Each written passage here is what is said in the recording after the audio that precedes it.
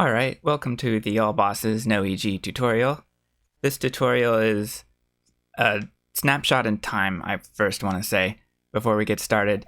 It's October 31st, 2020. The route is very new. We just added Overworld Conveyor to the route this month, and we just found a new application that saves almost a minute. But we don't have a world record with that route yet, so not only is sub-hour free, but world record is also free. And the rule set of All Bosses No EG is basically no EG, no Plaid World. In other words, no glitches with the power of Underworld EG. But just like in restricted major glitches, we allow Overworld EG.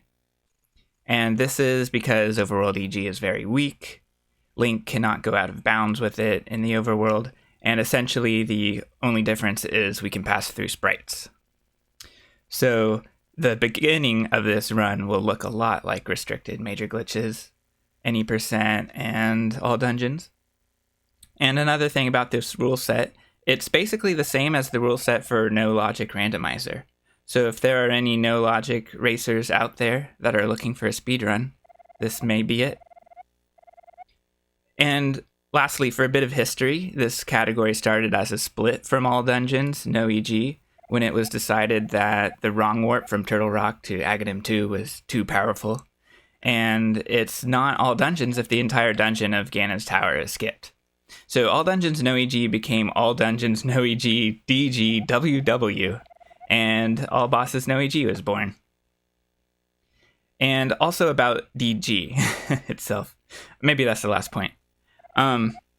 This category has a ton of DG, aka TC, transition corruptions. It's a lot like all dungeons unrestricted, but we're not dashing from screen to screen in EG. We are staying in the correct underworld layer throughout. And as you will see, we'll make certain that we do things to remain on the correct layer, even when Link wants to pop out of the right layer. So we have certain movements that keep Link from being on the wrong layer. And finally, a lot of people ran this category when it was basically all dungeons with tricks. In other words, just a handful of door glitches and wrong warps. But since Tajso and company developed the early Samaria route in mid-2018, it has really become a category of its own. And since the 2019 discoveries, we've added mislotting to the mix, first with Hook Push and now with Overworld Conveyor. So let's get started with the speedrun. And let's just start. I'm gonna do a, hopefully that resets the segment timer. I want to start the segment timer at the beginning of this run. Alright, so we're starting with Eastern Palace. We're doing the thing like in RMG where we grab the sword and go straight to Eastern. So I'm mashing through this text. I like to jump out of bed by hitting 3 of the face buttons and rotating the control pad. And then we grab the lamp, don't forget that.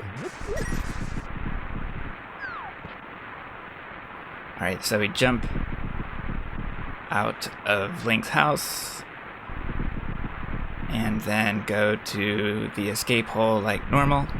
The first thing we need to do as we go through the segment is, well, one thing to keep in mind, rather, is that we need to collect 10 rupees. And if we don't get 10 rupees this segment, that's okay. Alright, we have the sword. Let's keep going.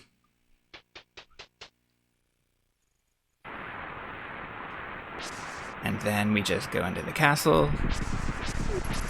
I'm not going to worry too much about my poor movement here. And then to get out of escape, we need to get an overworld EG state, like I mentioned. So we're starting that with the jump, save, and quit. We are just jumping off of that ledge.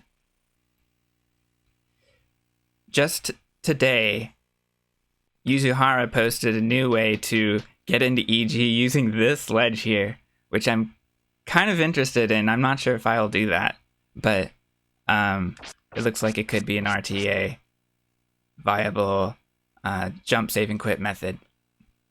But I don't know how to do that. So let's just do the normal way.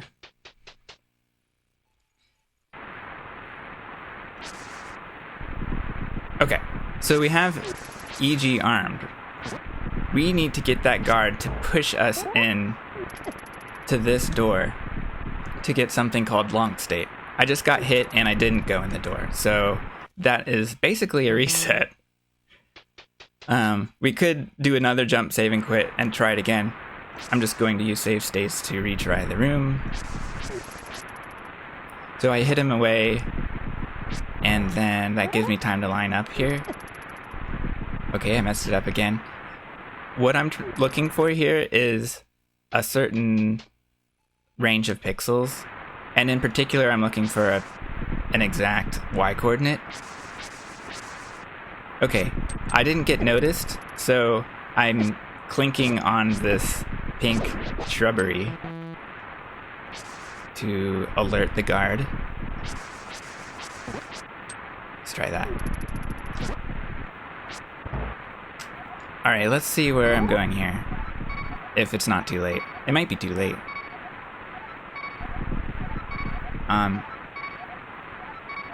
I want to go up right here at y equals minus 713, and we'll see if the guard is on the right. It's for sure gonna hit me in, and it hit me in anyway. I'm in a funny long state. Link has the wrong animation. He has the bunny speed animation, and he can't use his sword anymore. If I get hit, I'm back to Link. But Lonk also has a funny property that allows us to EG from the barrier. And again, this is overworld EG that we're going for here. Alright, so let's try that. And that works.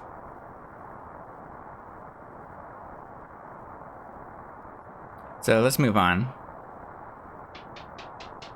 At some point there will be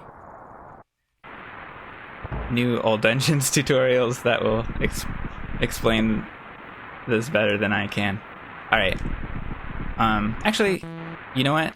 Let's do it again. One more time.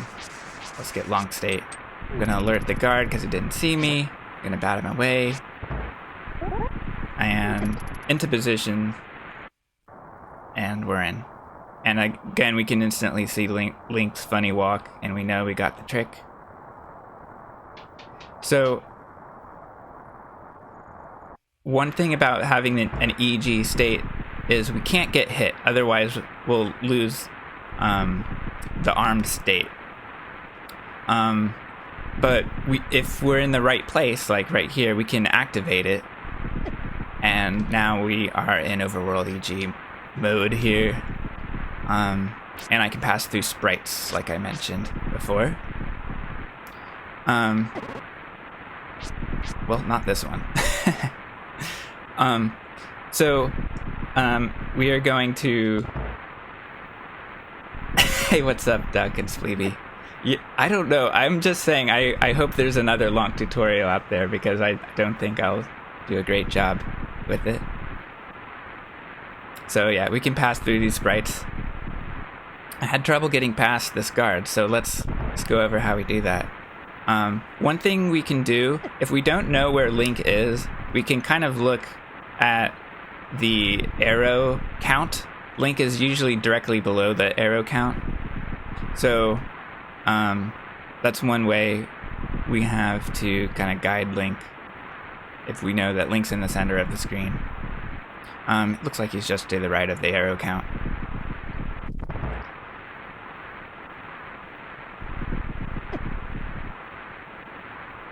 What's up, Chris?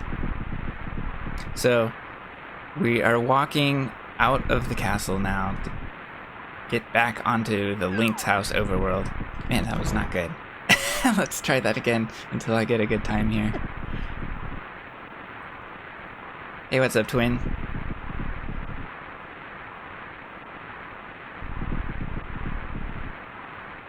Alright, we can double pump here if you're set up for a double pump. I just lazily wiggled my thumb to get through. Alright, this screen. We are now using this auto walk to get past these guards. We haven't officially named it. It's like an Eastern auto walk, or I like river walk myself because it sounds kind of like a city park or something. But it's yet another river clip. So this was found by Blank recently. So what I'm going to do is I'm going to nudge, and I'm slightly below this line against the bush. I get nudged down, and then when I nudge up, Link can start to clip. So I'm looking to the right of Link's shadow. Hey, what's up, Tasho? River funny auto walk thing. That works too. So,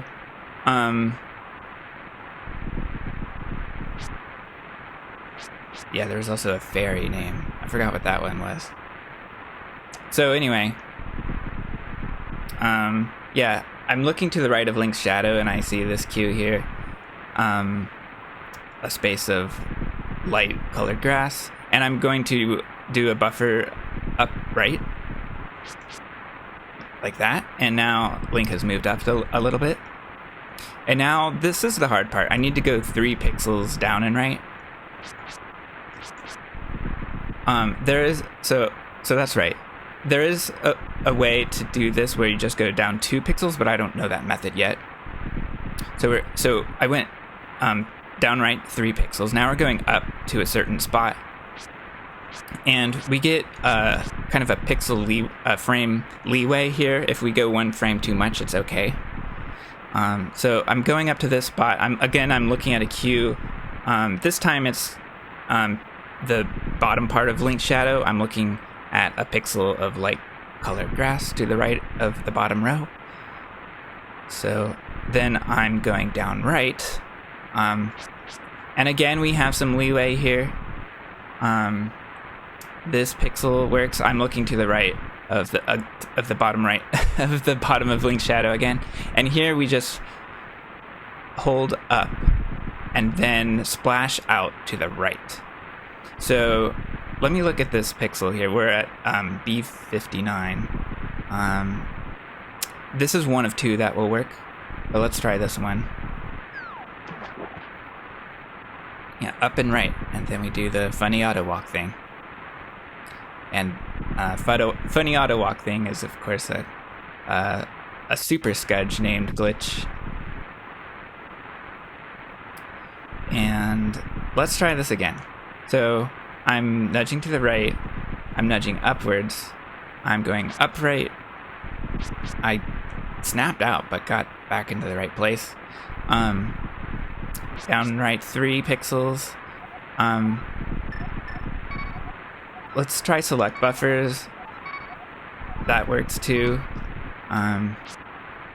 Going up. I snapped out. Let's try this again. So that was 4 pixels. So if I try going up again, I pop out. For me, the hard part is going down right 3.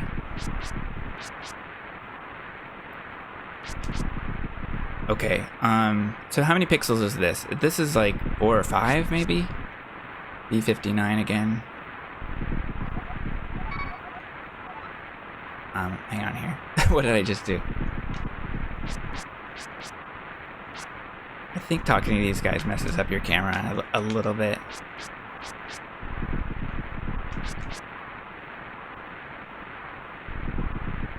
No, you don't have to be in rain state for this clip to work.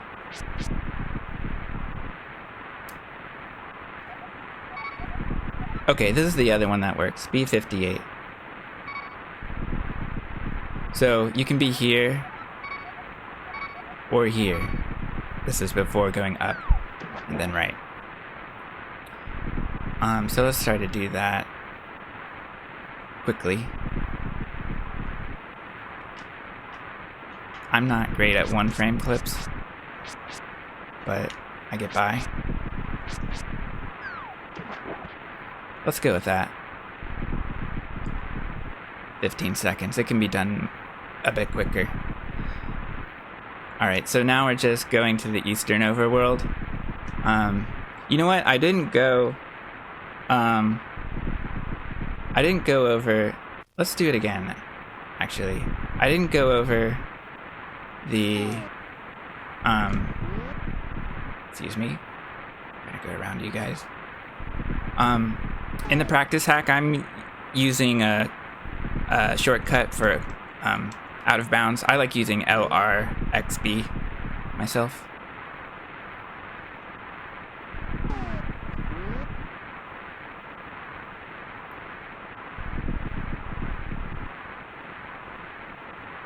Let's go over this quickly to answer Duck's question, and let's do an Eastern clip as well.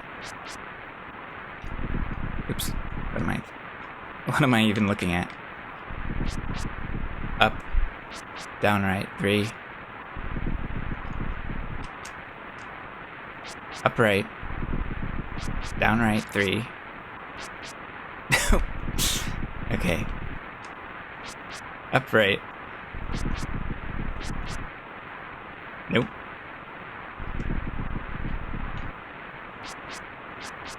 I'm rushing now. Alright, let's get in position here. Alright, going up, right?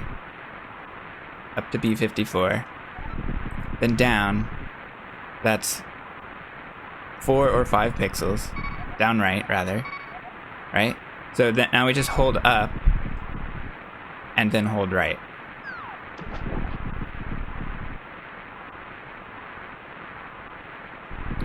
Okay.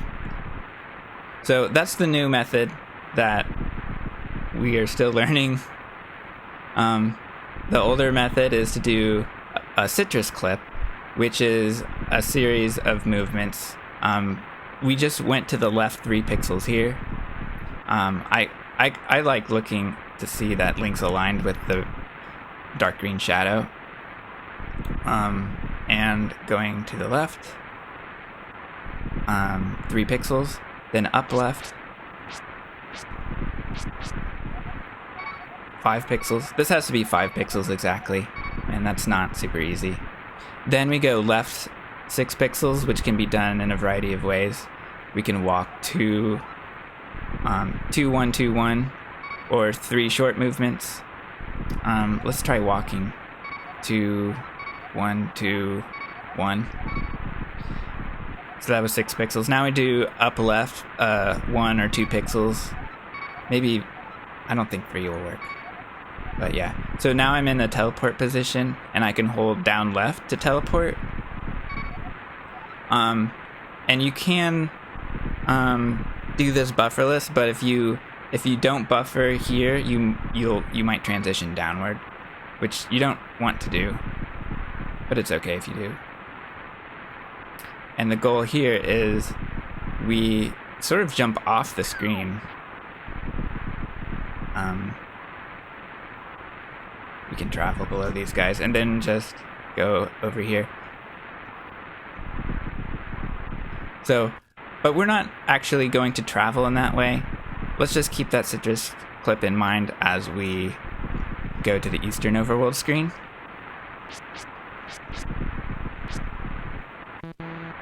I want to do this quickly so I have a nice segment timer.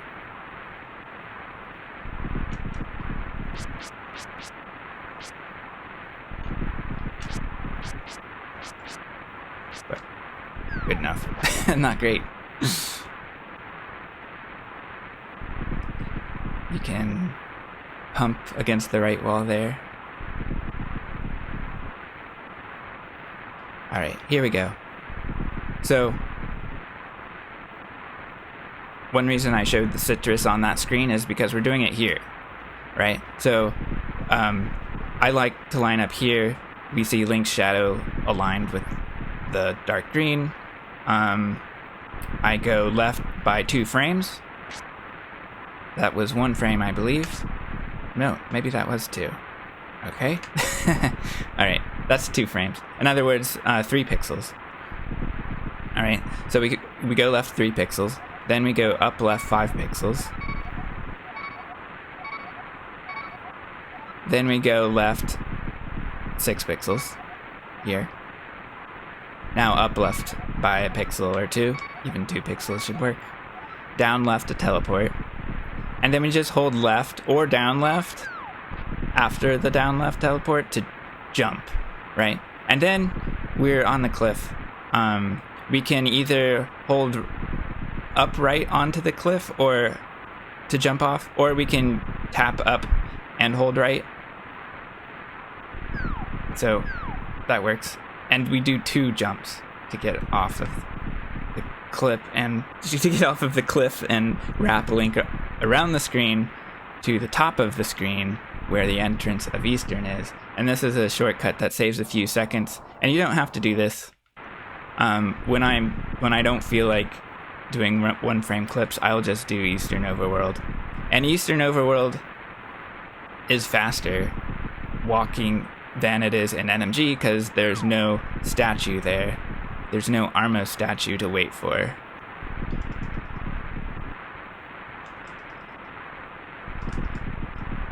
What's up, Louie? Doom tap. Alright, so 24:44. Let's just see if we can beat that with a clip. A lot of the time, I'm just kind of newly using sword buffers. I used to use select buffers a lot more, and in fact, I'll often start with sword and then switch to select buffers. Alright, that was 2 frames better. Nice. Alright, here's a good rupee opportunity right here.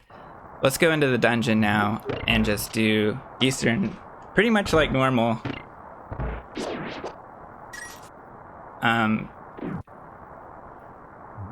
And we can collect rupees here. Or maybe we don't. But the goal is to collect 10 rupees before we get Tempered Sword.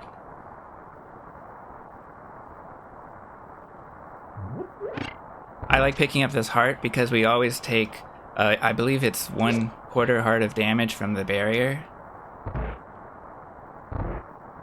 So, actually, I guess it's not that important. It's not that much damage.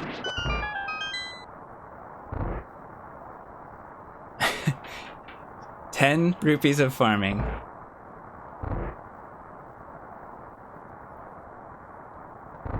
Louis recommends 200 BPM slashes for citrus. Alright.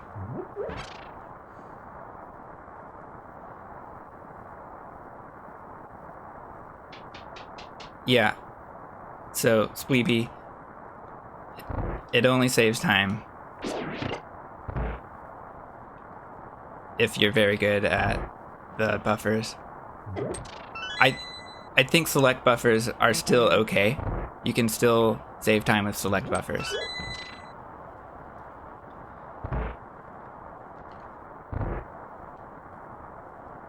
Alright, so now we go on to anti-fairy skip.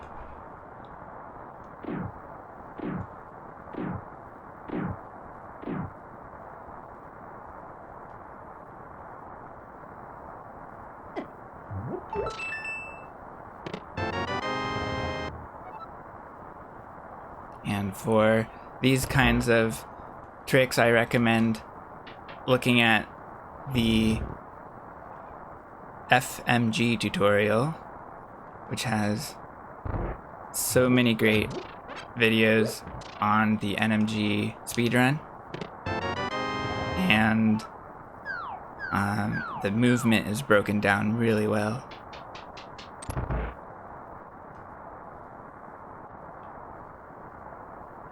Alright, so we don't have boomerang. I like to use left here just for consistency. But up will work, right will work, down will work. Any direction you choose, this is not a hard menu. And, yeah. I didn't do so well, but neither did Igor.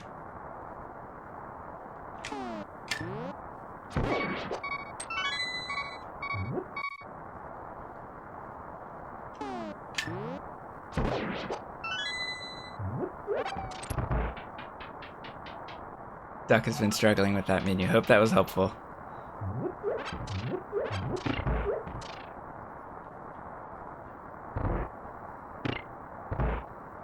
Alright.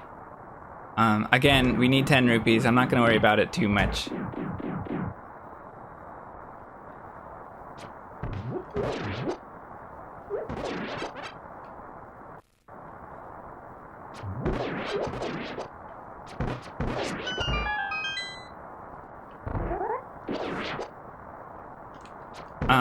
I don't know if it's worth going for that rupee.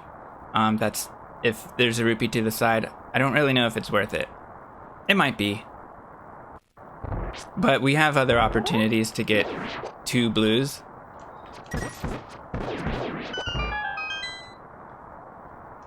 So let's just go with that. Well, one more time.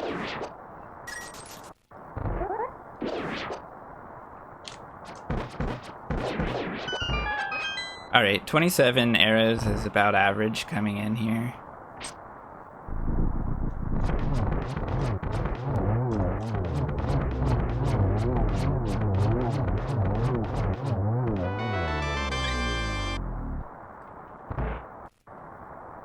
Let's try not to shoot the wall.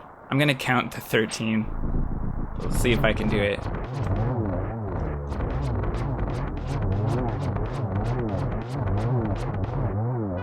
I did it.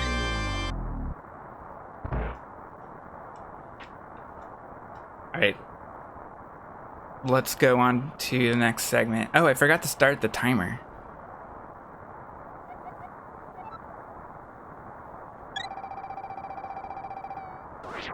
Alright, but there's no time.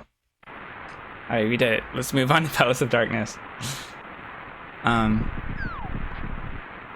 So, let's get the boots now. With our green pendant.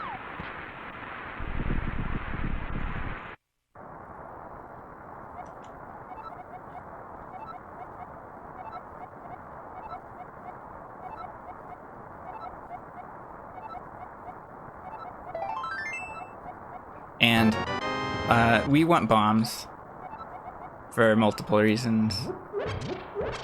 So let's get the bombs here in Sahasrah's hut. I pick up that pot so I can just dash through here. So we pick up 2 pots, we break the wall and we get the bombs. Okay, this screen. I don't know how to do this very well. I just do my best. Let's get spin speed. And we can go to the right. And now we're dashing to Death Mountain, basically. On this screen, you can do this. Not that. Or you can do this. Left or right of the last statue is fine. I like going to the left of it.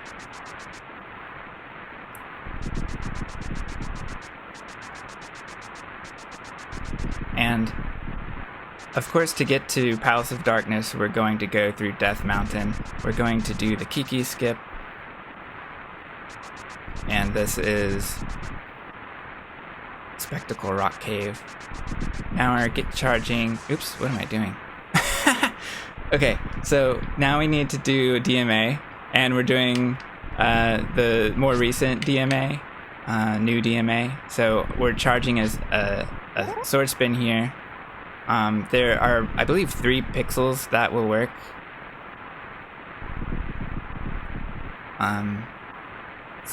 You know, around here. I look for Link's shadow to be aligned with this grass patch here. So we're going to spin and buffer down right, and then tap right and then down to transition. So what was the actual movement here? I like to stop in front of the bushes and then dash up, and then stop when Link passes the root of the tree here.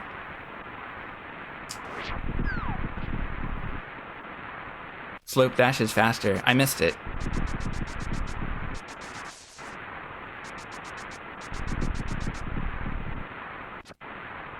It must have been after Eastern.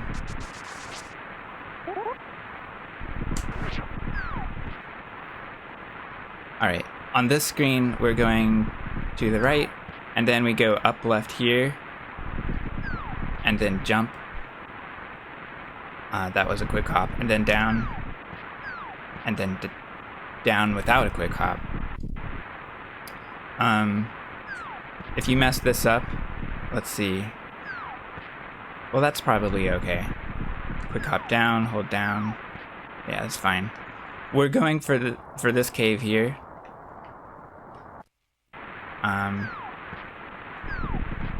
Let's see. Yeah, that's not good. But this can be corrected. So right now we're in front of the Death Mountain escape cave, but we can clip this ledge here to get into the Death Mountain entrance cave. And to do that, I'm going to get spin speed and then hold down left, so we're actually clipping that, and then tap up and then tap down. And now we'll be at the right entrance. Or another thing that might happen is you accidentally transition, and that's fine too. It puts us, when we transition back, we can go up left and do the hop like normal. Hop and hold down.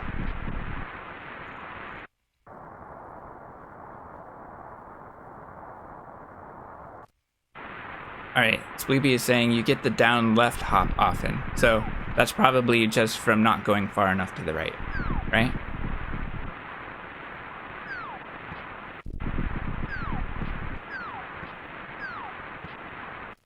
Or actually, maybe I'm not sure either.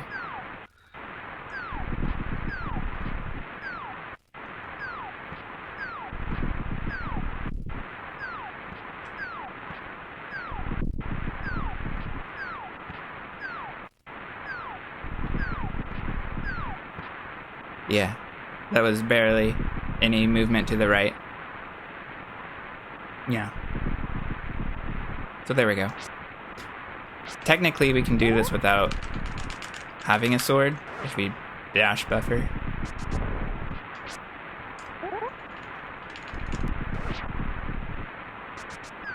Just tap up by a few pixels and then dash down. But that's not relevant to this speedrun because we have a sword.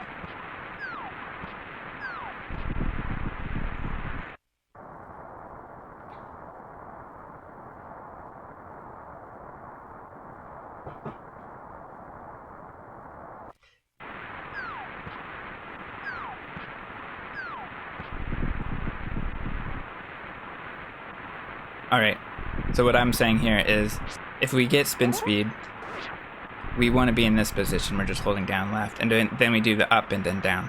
But if we didn't have spin speed available to us, then we could dash buffer all the way to the left, and then you just go up a few pixels, and then dash down.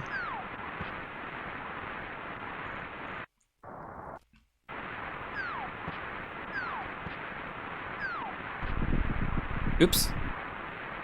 I think this can happen if you, if you quick hop too quickly or something, you just aren't able to get the second hop, maybe? And then you have to do the backup.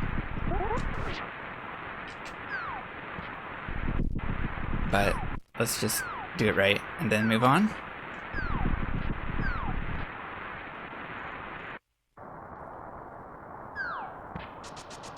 Yeah, the order of quick hops is a bit confusing to me. But I just do it the same way every time.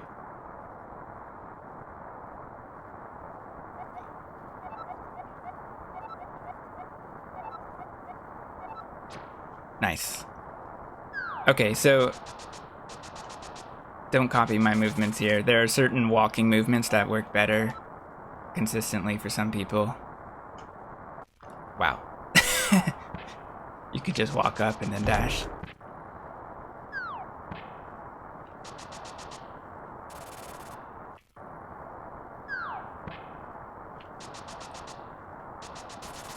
I don't know how to do this. Alright, let's use the correct buttons there, which is L, R, and X. Here we mash for 3 boxes. L, R, and X.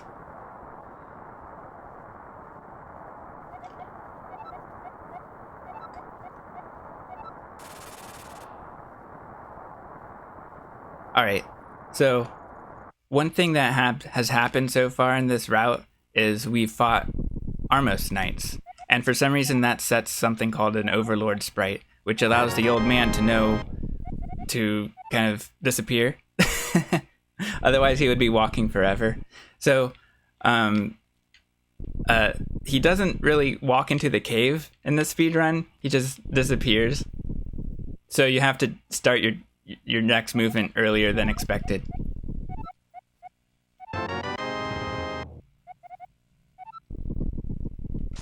So we just dash to the right here. And now we're using spin speed to wrap Link. And I like to start the sword charge here. Let's do that again. And I'll probably end the sword charge against the bottom wall. Now we're against the bottom wall and we're just tapping quickly. We're holding down and we're tapping to the right. And that lets Link do a wrap that flings Link to the left. All right. So there are ways that this can be messed up. If you just hold to the right, you will jump in front of Hera instead, and that's not what you want. It's okay if you do that, but it's not right. And the goal here is to get Link to this cave here. Okay.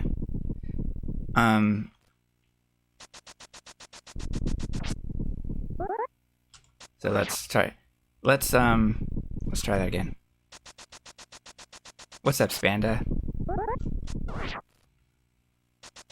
So, okay. And of course we know, don't stand facing a wall if you're going to go for spin speed. It won't work because A grabs. Alright, so we're doing this. We're landing, I guess we're in the clouds here. We can see the water around Link. That's of course Link being in the sky.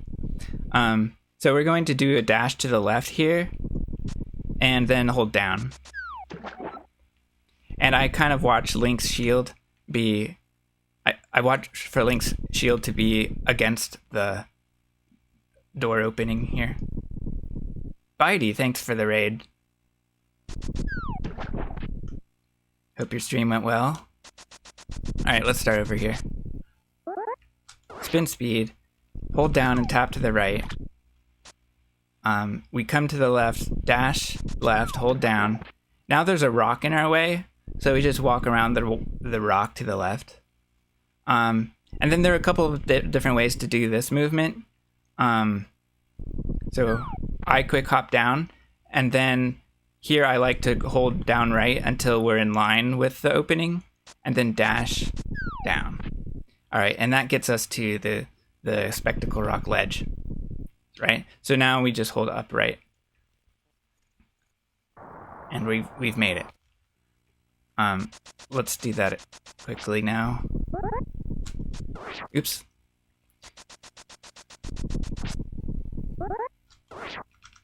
Fantastic, good to hear. For anyone who doesn't know, Bitey has started a speed run while running series, and it's really good. All right, we've made it. 26. Let's just do one more, so I get a save state.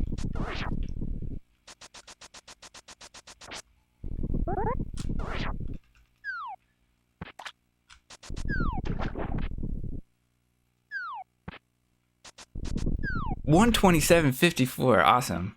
Great to hear. And how many kilometers? All right, so here I like to do an insta clip, and here's how I get started. First of all, when I transition into this room, I'm going into claw grip. 17 after resets, nice. So here it goes. So I've got a claw grip here. I'm doing this because I wanted to use start and B quickly. So I'm doing a slash to the right. I'm going down, or I'm going slash to the right, go left. I don't have to hit down, but I want to be in this corner. So I'm pausing, going to bombs, switch back to normal grip. And then here I'm placing a bomb in a specific position. But it's not that specific. It's like 5 frames or something, right? So, do I have those notes handy? I don't know if I do. But I basically watch for Link's sword to be in line with the top of this rock in this tile.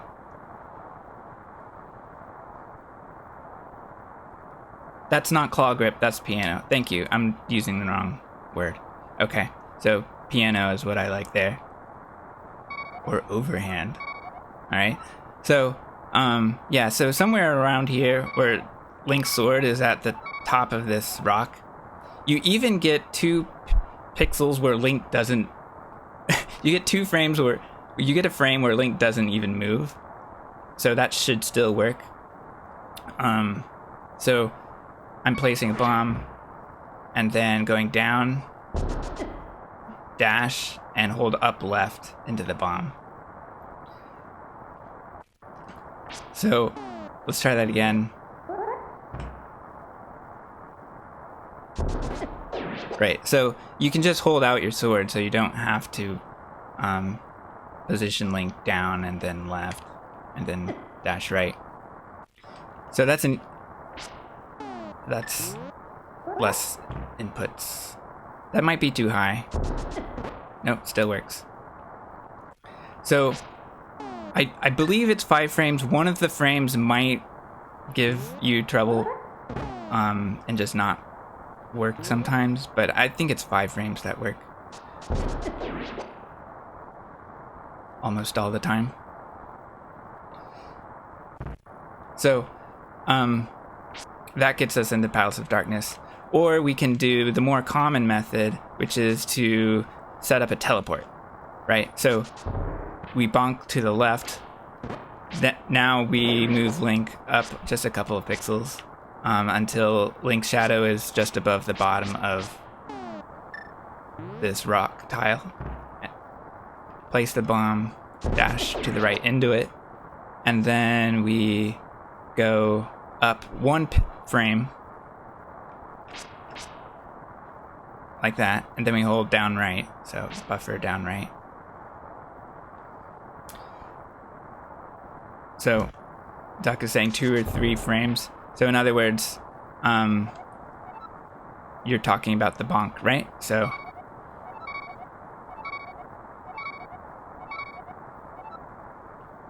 something like 2 or 3 here. So that should work.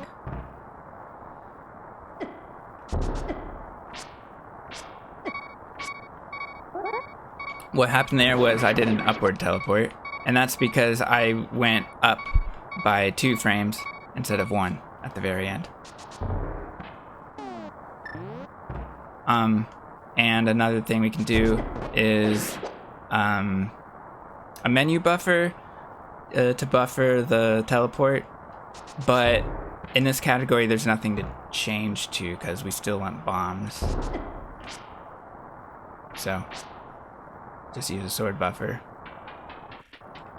But like I said, I like using this method. It's faster for me, and I don't have to worry about the teleport. If we don't instantly hold up and left, we can buffer the up and left, like I just did there.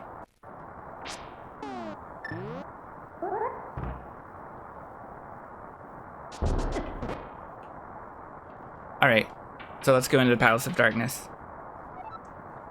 We're not going to worry about our hearts immediately. I'm I'm farming bombs here. I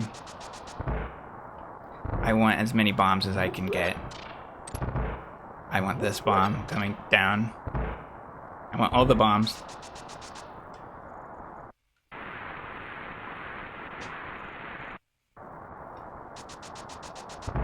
And here we finally diverge from all dungeons. So we're going to take damage.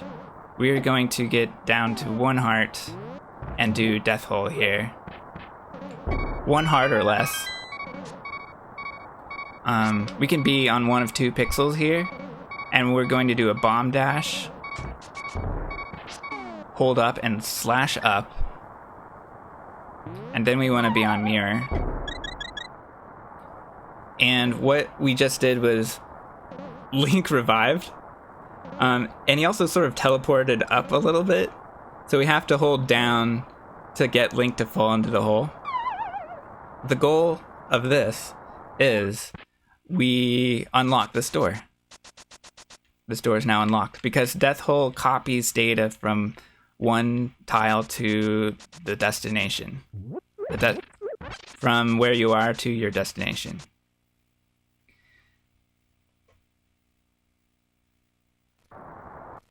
You teleport above the camera when you fall. Okay. Alright, so let's try that again. What happens here is you're on 3 hearts, right? I take 1 hit from a turtle, and then I set the bomb, throw it, and take a hit from the bomb. Alright, so this will work. I just dash turn to the right. I'm looking at the mouth of the tile thing, and Link's shadow is just above the top of it. This one will work too. And yeah, I bomb dash and hold up, and now I have to slash. And don't put off this slash, otherwise you can't slash while falling. And then we hold down after the death warp. Right, I used to see upright, but it seems not necessary. Or maybe that's a different position. Right?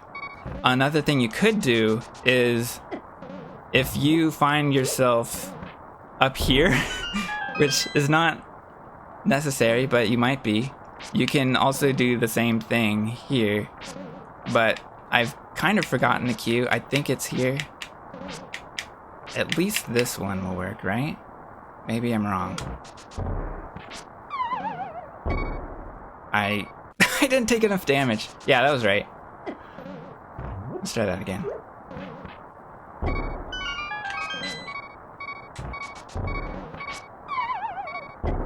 Yeah, there we go. I cannot death hole with 2 hearts. Right? Oh, that's not gonna work. I was too high. Link lives.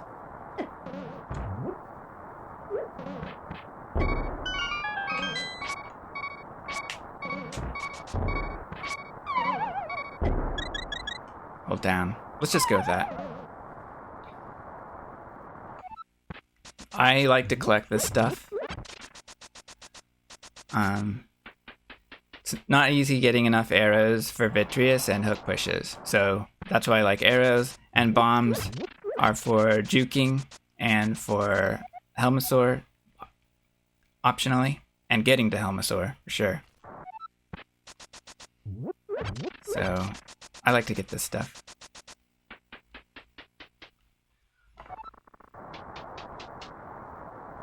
And now we have the big key. I don't remember if I switched to mirror, and right now it's hard to tell. So, nope, I'm bombing.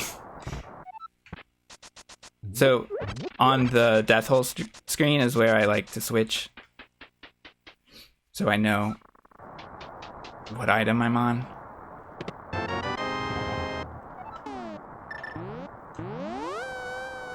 But we're fine. I just went 2 to the left. Again, not difficult menus at this point. Alright, we got the big key, now we can get the hammer.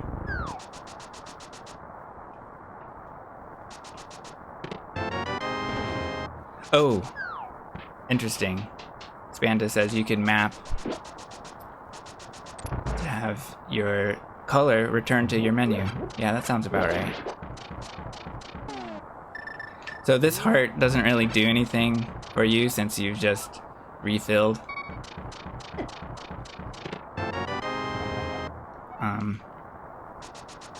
Let's do that again.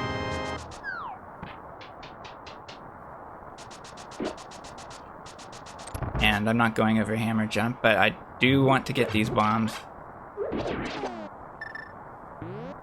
I'm a Church of the White Circle follower, so I look at the left wall. But you know, in other categories you won't have the same tiles on the left. Yeah, so anyway. One more time.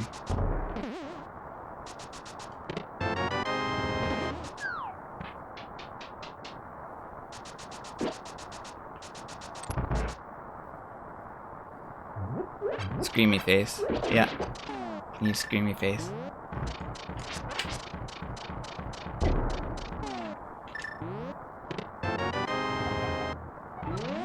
Alright. So we did one transition corruption, the death hole. Now we're doing another one, the early Helmosaur.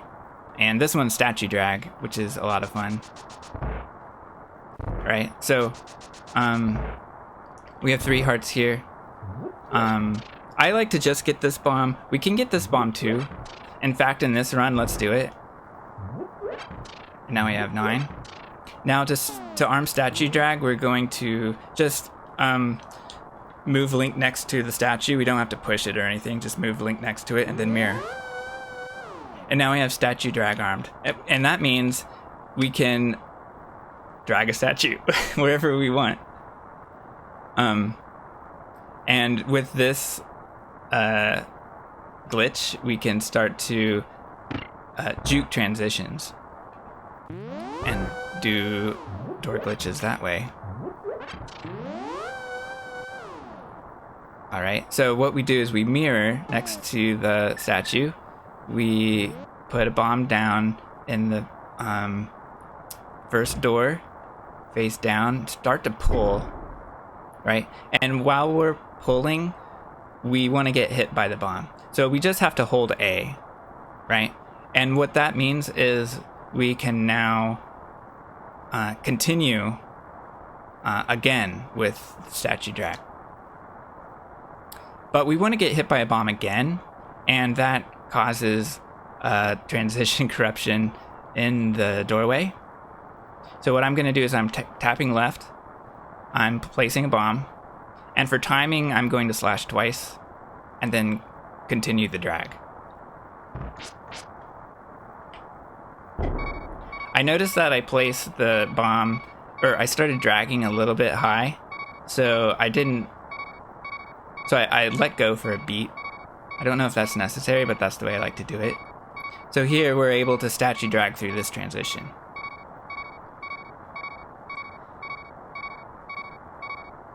Oh, it's a quadrant glitch. Okay. Alright, so here we're juking this transition by pulling through it.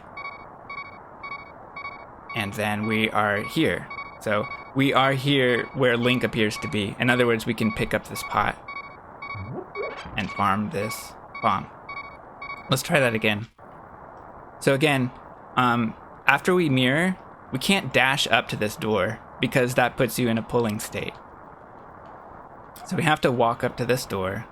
I like to nudge to the left so that when I get to this door, I know that I'm placing the bomb high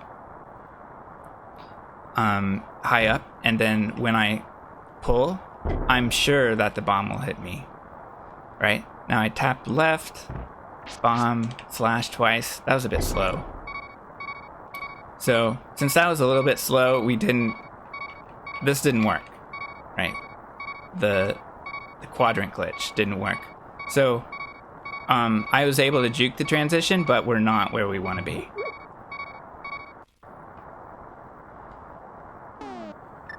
So we know the glitch is done correctly when the camera is unlocked.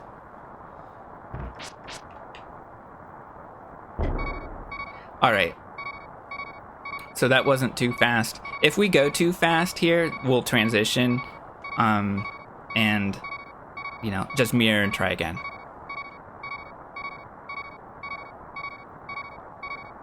All right, so I've unlocked the camera. We can tell that the camera is starting to wrap. And we go into this doorway here, we tap up, and once we see the pots appear, I look at the bottom left pot. Once it's fully on the screen, we can let go and just walk. Okay? I want to farm this bomb, and then in fact, I actually require the heart. So there are two ways to get the heart. You can go down right here. And by the way, the heart is in the bottom right pot. And I see Link's head is peeking over the tiles. We go to the right here, and there's the heart. And it's a bit difficult, but we can guide Link up to this pot switch here. That's just straight up. Sometimes we nudge around it, but yeah, we got it. We picked up the pot, we got it. And then finally, a bomb pot. All right, so we can get all of these things here. We've got the door open now since we hit the switch, and now we just move the camera, and now I'm watching the bomb item menu. That's what I'm looking for here. Basically, we're looking for the HUD to be high enough so that we can do the next transition correctly. So we're correcting the camera here, and I look for the bottom of the bomb menu to be just below the trim of the top of the wall, and then I can dash down. All right, and now we've made it to the same room, but now I need to move Link about as far down as the next screamy tile, like around here, or maybe a little lower, and then we hit the switch again. And we just walk onto the switch, right? And now I move Link to the left, and then along this trim to the right, I just dash down. Okay, and we've made it to Helmasaur King.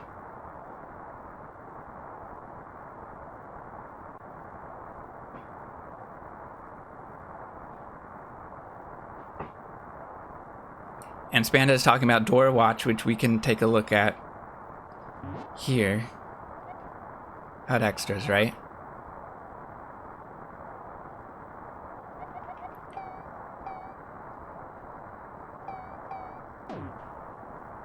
Underworld glitches. If we want to look at the camera values, we can take a look at this menu.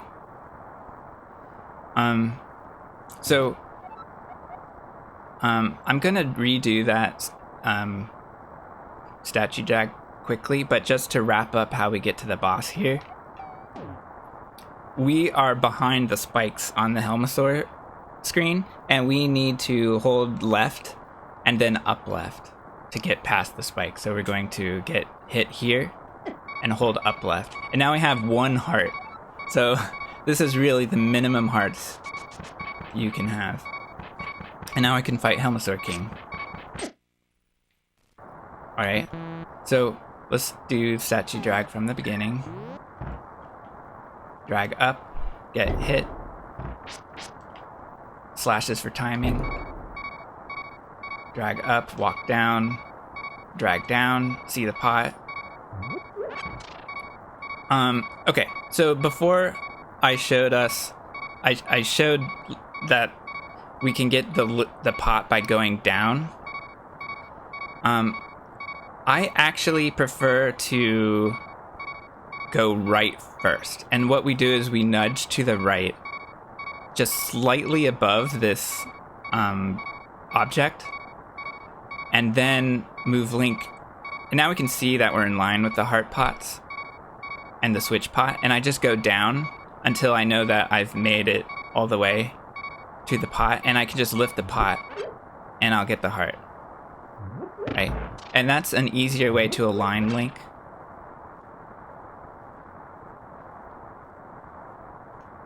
And then we can easily set up with kind of just cardinal directions until we've moved Link enough.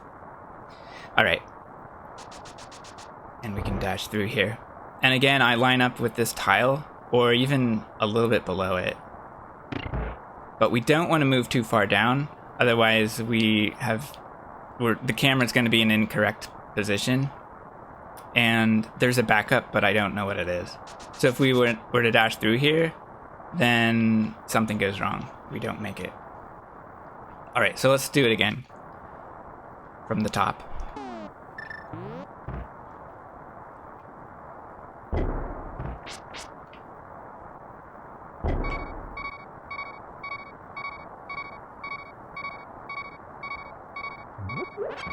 Nudge slightly up and then straight down. And now I have 9 bombs.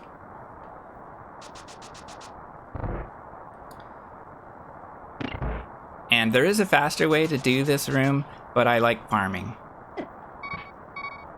Alright, and again that was... oh, I should have got a save state. Alright, now we're doing this fight with 1 heart. It'll be great. Let's get spin speed, that's how I like to do this. So we can hit the mask from really far away and still break it off. In fact, we can hit Helmasaur's jewel so he takes damage even without holding out sword. And of course in practice he's very easy and never shoots any fireballs at all. Oh right, Spleeby reminds me that we have enough bombs. In fact, I got 1 extra. So, there are a couple of ways for us to start that fight. And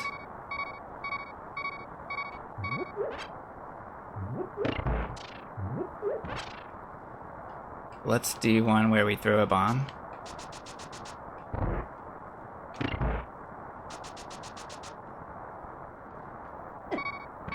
Okay, so like one option is you can drop a bomb, throw it to the middle, maybe you'll hit him, but I didn't there. Let's do it so that as soon as you transition, you throw a bomb. And that did not hit. We know if it hits because the mask will chip away.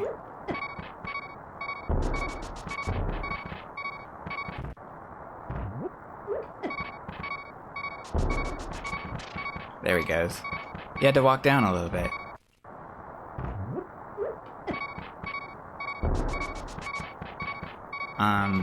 I don't know. I don't do this very often, but it does save time because a bomb is like 4 hammer hits.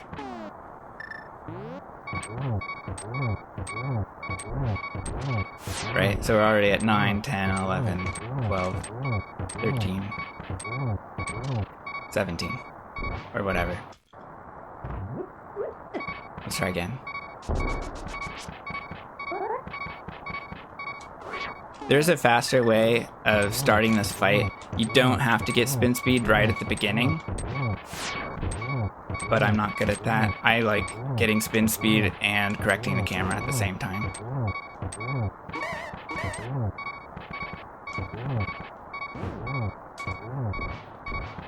I'm not safe here. Oh, I am safe here. Okay. Alright, just get through the fight. Just be lucky. And you'll get through.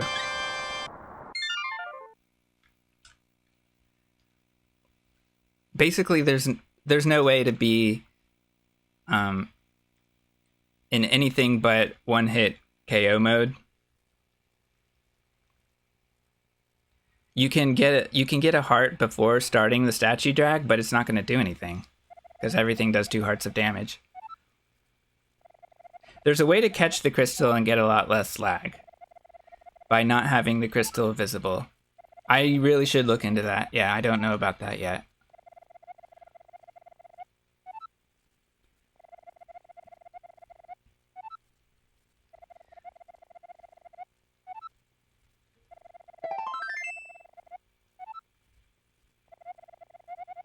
Watch the hundo task. Okay.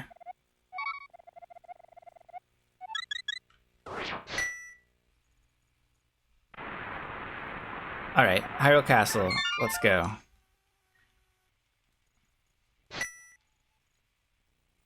This will pretty much be the same as any percent RMG, I believe. So, when we save and quit, after saving the old man, for some reason, we have no choice but to start in Sanctuary. So we're just going to move along here.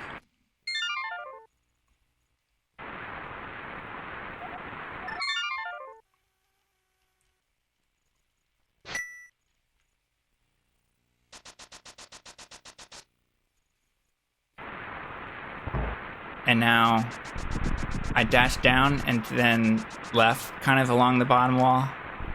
And then we set up here.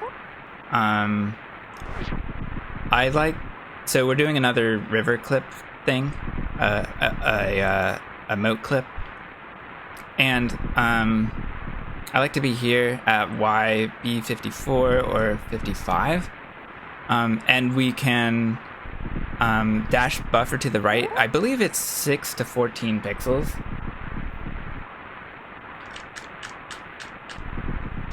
That was only 6, and we still made the clip.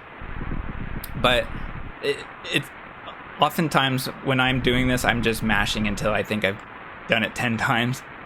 But if you're at those top 2 pixels, you can buffer just 6 times, I believe.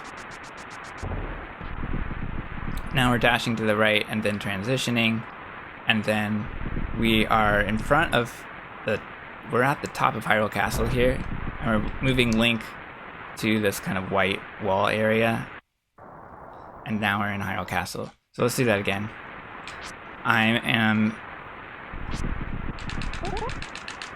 dash buffering, and I haven't talked about my grip for dash buffers yet. But I like to, everyone does this kind of a different way. I like to hold my sword out with my right thumb and use one hand on the D-pad and A, so I can mash quickly. And I do something like 6+ buffers here, and then you just dash. And then you make the clip. Gotta hold your sword out.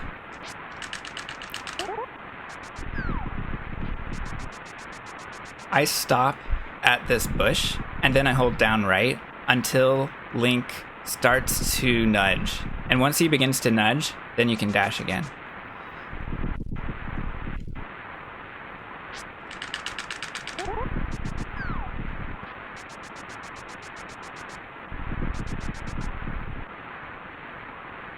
And here I'm just holding upright till I get to the wall and then going up. And there we go.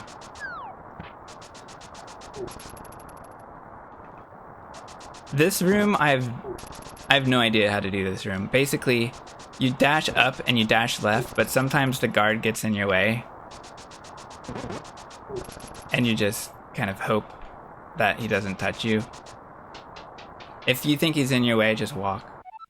Alright, here we're doing hammer escape, so down right is the menu, and we can hammer this guy and get the key. If we're far enough to the right, you can just grab it.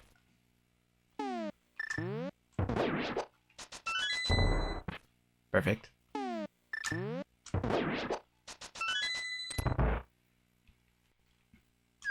Here we do a quick hop, and we can basically just hold down left. We do need to go down slightly for certain RNGs. So I always go down slightly and then just down left. dash through here. Here we align just above the statue and dash left. And then bonk. So it's you know, you might have a better cue than looking all the way across the screen at the statue, but I don't really have a good cue for it, so I'm often nudging and bonking. Get this guy out of your way.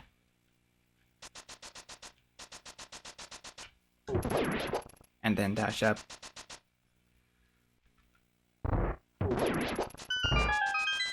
This guy, what do? We just get the boomerang. We don't have to have the boomerang. And then hammer, and then get the key and dash.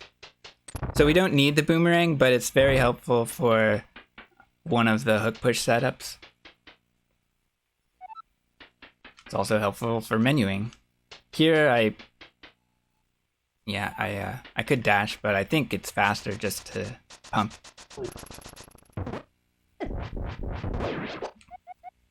So in this room, for ball and chains, I like dashing below the table. If you're really good, you can avoid damage here, but it's almost impossible.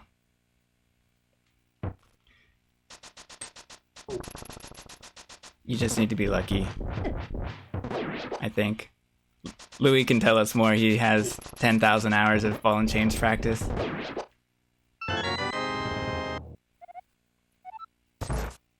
Alright, so here, I don't have any rupees. I have 1 rupee. So we want this rupee. If we don't have 10 rupees here, let's get the chest.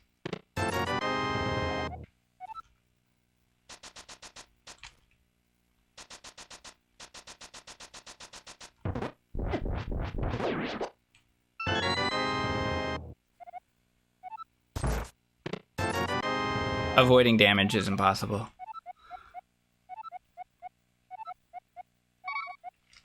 So here we save and quit because we're setting up to mirror back to Sanctuary.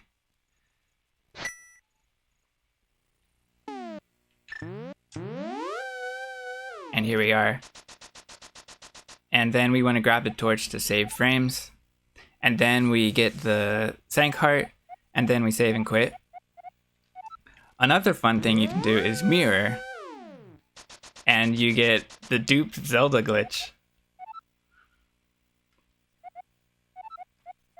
Or we could leave and then come back.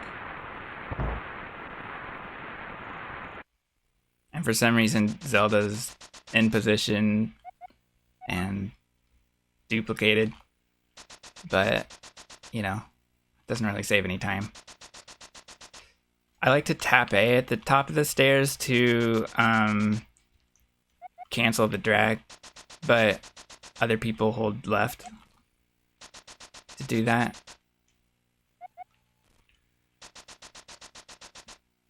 I tap A. And then I can get to the torch. And while we're grabbing the torch, we save on lag frames.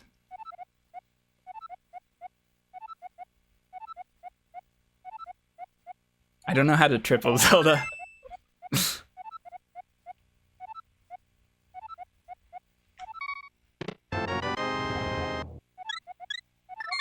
I like to split here. And now we're going into Thieves Town. The Thieves Town segment, it's also a collection segment. So there are different ways to split this up if you like. And now we're doing a route which is very new and does not have a world record yet. We're doing the map wrap overworld conveyor. So this will get us the cane more quickly than we've ever seen yet with no EG. So here it goes.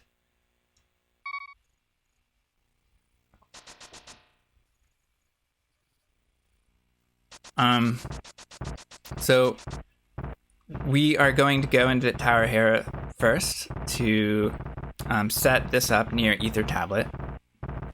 Alright, so... Oh, I didn't save state at the save and quit. Let's just do this again while I talk about it. Can't grab the torch. I really want to grab the torch. It's not that... It saves maybe 20 frames because otherwise you would be walking toward the chest.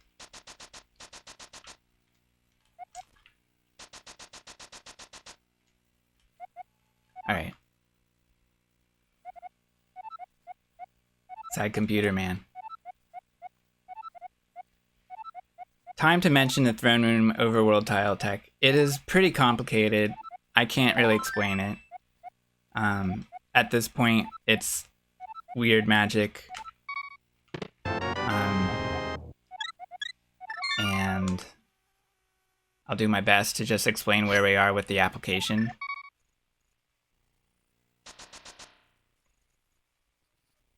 Thank goodness Taj and Spanda are here.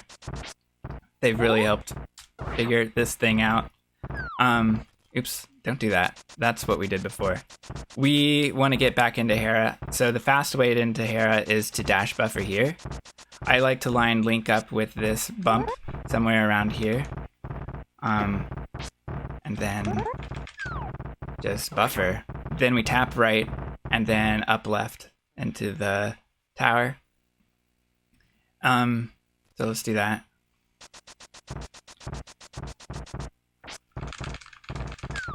That was almost too high, but it worked.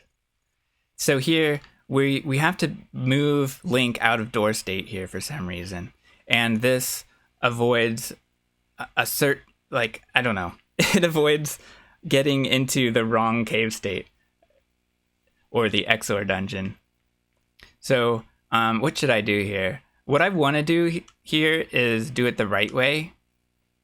We'll see if I can do it the right way, but I also want to show the wrong way as well. So the right thing to do here is to move Link until his shadow passes the decorations, basically. And we can also use the HUD just to be sure.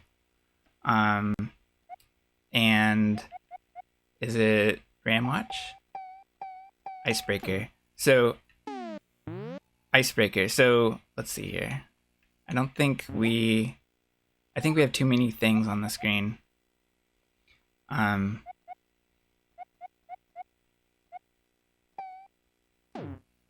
There it is. Yeah, so while we're in door state, a little door appears next to our subpixels. If we just hold to the left, we'll be out of door state. So we know we're out of door state, but also the door disappears. So as long as the door disappears, then we've done it. So that sets us up for something. And then we need to do one other thing.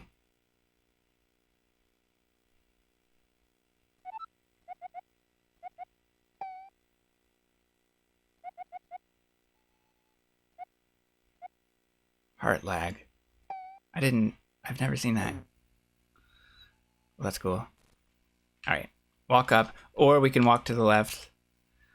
Basically, as long as we know we're no longer in the door. And the other thing we have to do is not slash. I think we don't need to. We want to not slash while we're touching these tiles around here. In other words, what we want to do is get a spin speed, but we don't want to get the spin speed while we're down here. We want to arm it up here, and of course we activate it at the bottom of the stairs. But all right, so those two things where we walk out of the door and we don't slash down here, that sets us up to not switch dungeons. And for some reason, that's a thing that happens after the conveyor. We want to remain in the cave state dungeon. The second thing we want to do on this overworld screen is not dash past this area here. In other words, if we miss spin speed, we will want to walk up until this bridge. And at the entrance of the bridge, we can keep dashing. But we don't want to dash around here or here. And I think we don't want to dash upwards either. I'm not totally sure about that. But for some reason, we don't want to do that. Otherwise, Link will switch layers where we don't want him to.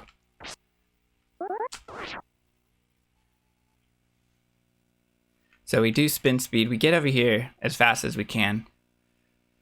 And now we're setting up a conveyor. So we want to lamp 3 times. Let's look at RAM Watch. No, Super Watch in Scylla. All right, so we've lamped 3 times. We see a 0D. That's from lamping upwards 3 times. We want that to be at least 1-0, I believe. Might be wrong. So we tap A so we can use our sword again. We want to do a sword out. So we want to hold the sword out, and the goal here is to get a slot 9 bomb.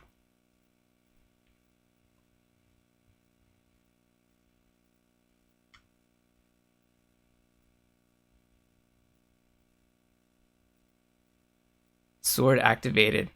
So the tiles that I mentioned before, Taj says you can't dash, slash, spin, or hammer in them. So that's what we were watching out for. All right, so now I have the sword out. I'm going to shoot 3 arrows. And then I'm going to go to bombs, and I'm going to do a bomb dust. Kind of like the bomb dash earlier, but we're just going to get some dust on the screen and a bomb at the same time, and then lay another bomb soon after. And then that second bomb will be in slot 9. And then we pick up the bomb. I actually can't remember which bomb we pick up. But then we throw it. And we by the way, we had the sword out while we picked up the bomb. So then we throw it and pick up the other bomb. And then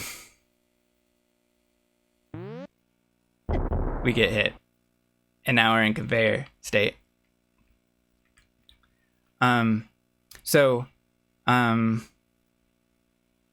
This sets us up for an upward conveyor. It's also fairly easy to set up a downward conveyor, but what we want specifically here is an upward conveyor. When we're in this state, we can nudge slopes and then start to clip around them. All right, so it's a very silly state to be in. We can't really dash here because of we get bumped into the top of the bridge. So it's really hard to dash while you're in the state, but it's pretty awesome. So, we can get into a clipping state here, and you just nudge against a slope for that to happen. And what we're going to do here is we need to be on a certain pixel to set up a drop. What we're going to do is Link is going to drop into the Lost Woods, and he's going to fall into Thieves' Hideout, and Thieves' Hideout is adjacent to Misery Mire. So if we can get Link into Misery Mire, we can get the cane. All right, so how do we do that? We want Link to be on an x equals 700. But the slope stops at 6FF. So how do we do that? Well, we want to hold our sword out and do 2 buffer. We want to push Link to the left. And on the second and third pixel, or second and third frame, he is hopefully going to be at 700. So here we go. However, there is a chance that Link will, there we go. Link kind of clips to the left there.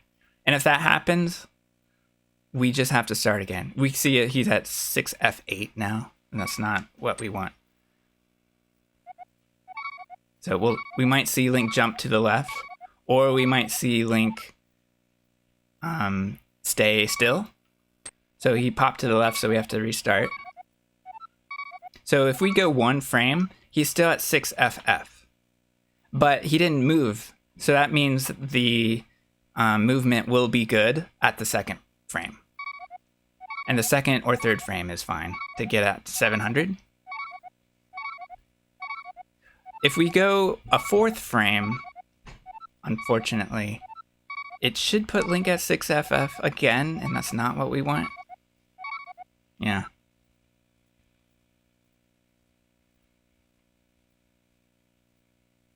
So,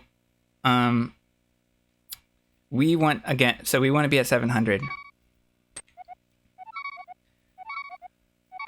And we can use select buffers. We can also use a tap that is 2 or 3 frames. So if you tap to the left and you see that Link jumps to the left, that's not good. But if he doesn't move, basically, or you see the camera move, or you see Link move 1 pixel to the right, then that's perfect.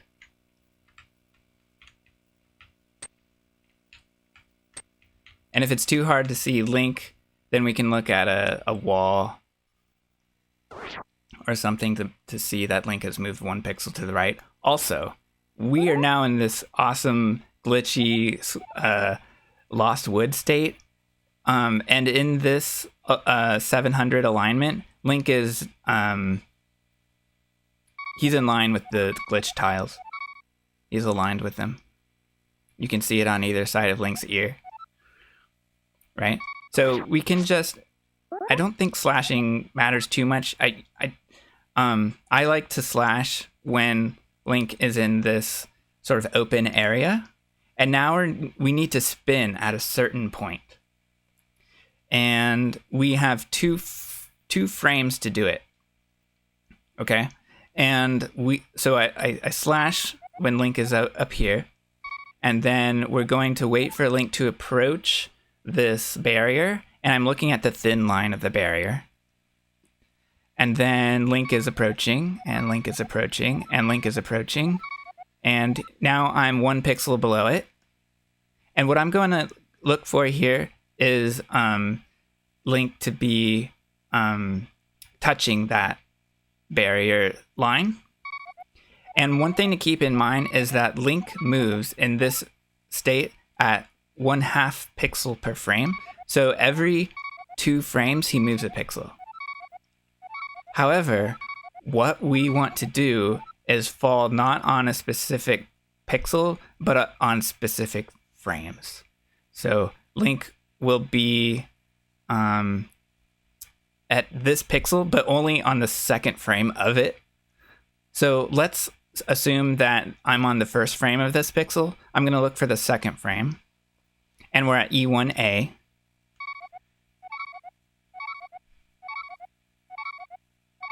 I just saw the sparkles move. So now I know I'm on the 2nd frame of E1A. And that is good. That's the 1st frame that will work for us. Or we can, we often miss this frame and go to the next one. So maybe it's this one. So this is E19, and this is potentially the 1st frame of E19. So let's see if Link falls. If Link falls, then it's good. If we transition with a pixel transition, then that's bad. So Link falls, so we know we're good. So we'll know that Link's conveyor will continue.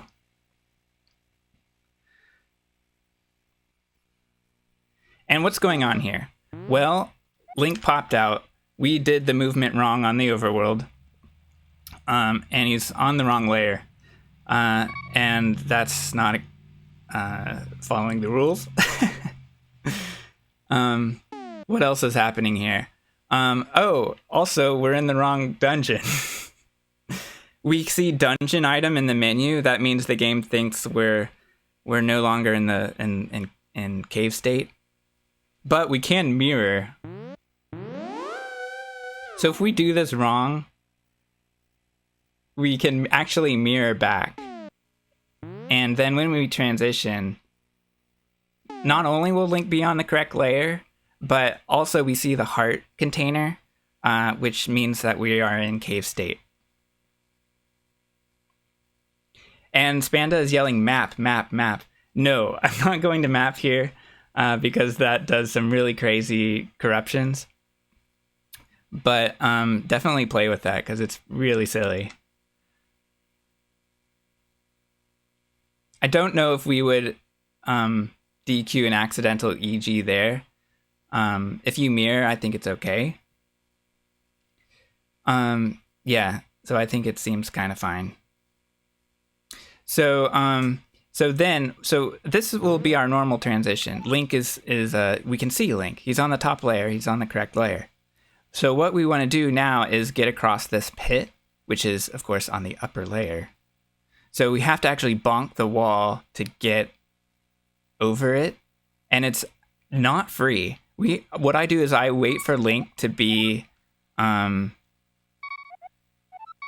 so his head touches the sort of upper pebbles, and then dash turn down and bonk. All right. So my last save state, it should be at Hera, and let's see if we can do the overworld movement correctly. Oh, I didn't talk about this, the queue here. Basically, you can be as low as, what is it, OA3 or OA2? Basically, to be safe, I want to be able to see these bottom two stairs. All right. So I'll get spin speed. And now let's do this part correctly. Oh, why did I? Yeah. So another thing you can do here is you can menu quickly and do that, right? So you're not standing around.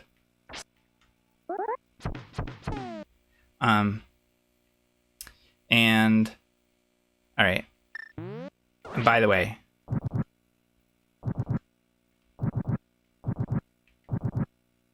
we can lamp up, left, or down, but not to the right. All right, tap A, sword out, 3 arrows, bomb, bomb, pick up, throw, pick up.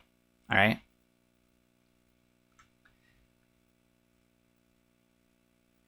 I'll go over that bonk again.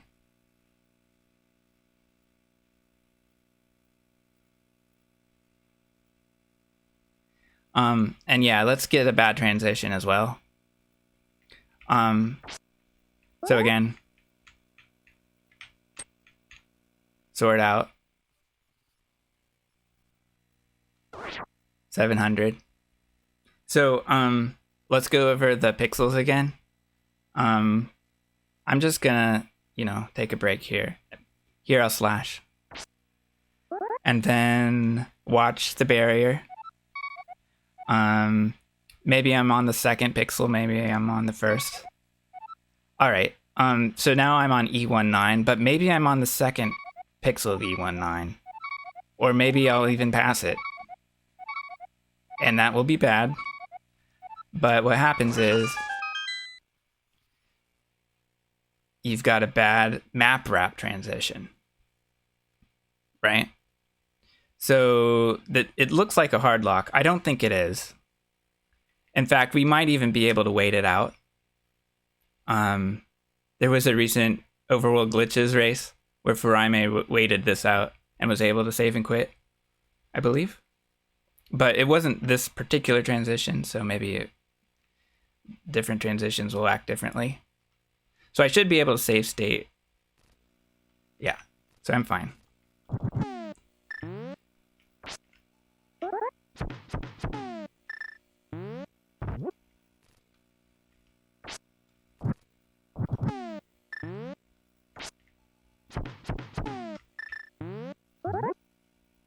Okay, so it's not uncommon to have a lot of trouble setting the bombs, but if you hit yourself with a bomb, that's okay. Just try it again. This is why we want a lot of bombs.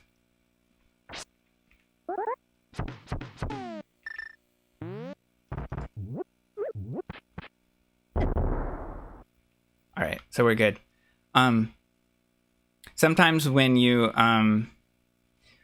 get hit by a bomb, you won't see yourself conveyor because you're up against the wall. But if you hold your sword out and you push up, you'll see Link vibrating his sword. So you know, and his shield. So you know you're in conveyor state.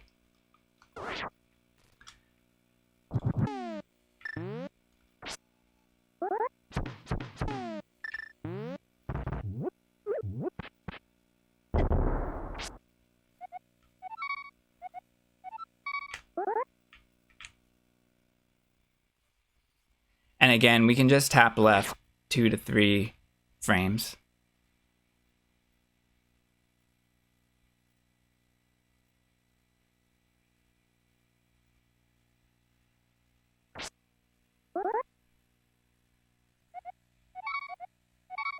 So I'm gonna assume that I'm on the second frame of this pixel. And then, by the way, I'm releasing this menu with A and not B.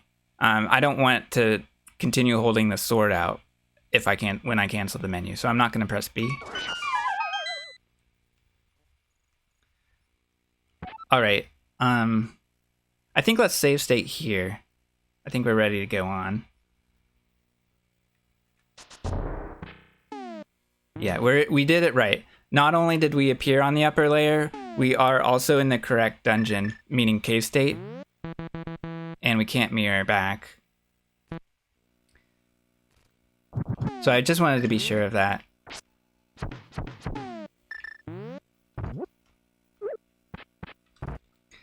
That's okay, but let's try to do it right.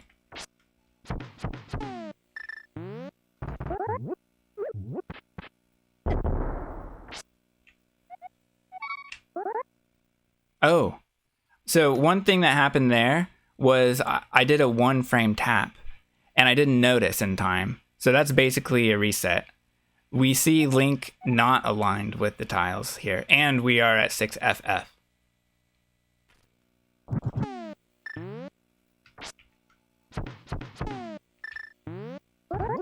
And by reset, I mean, you know, you don't have to start the run over if you don't want to. Just press reset and try the hair clip again.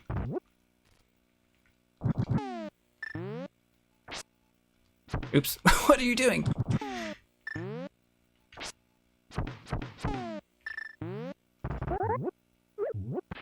All right, and I didn't mention this before, but we saw a 7 in slot 9, and that's how we know a bomb is in slot 9. And that will give us overworld conveyor if we do the throws correctly.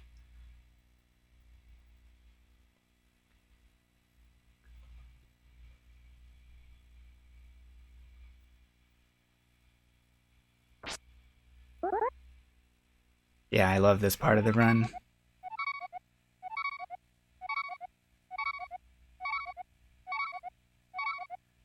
So I'm probably at the second pixel. Let's just see if Link moves, so we know we're at the first pixel of the next one. Yeah, that's fine.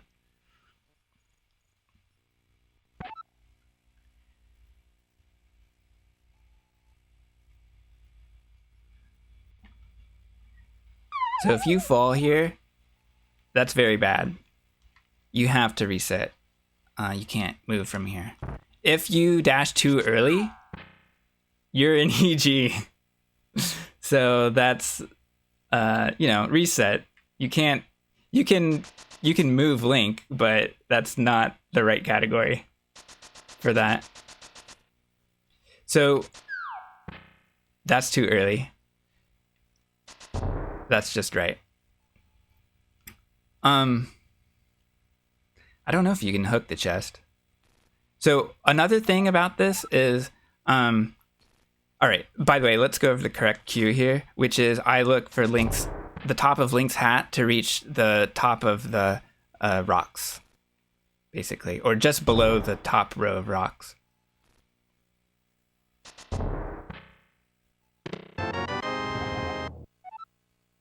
All right, and so let's go over that. This might even be a safer way to do it. In other words, don't start the dash right away. Instead, tap left or right. Now, if we tap left and we see Link's hat above the top of the rocks, then that's fine. Let's do a dash, turn, and bonk. If we tap left, and again, that's okay. If we tap left and it's a little early, then we're not at the right place. But if we tap down, then we kick Link into the correct place. So we can hit left and then dash turn. So in other words, tap left, pop Link, or kick Link, tap left, dash turn, and bonk. Or dash turn and bonk. Or if it's too early, you're stuck. But this gives you what seems to be a bigger window.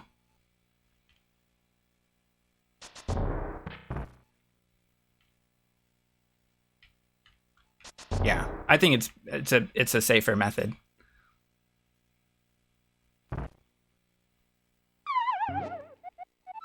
I'm being begged to hook this chest. Cannot. It's not working.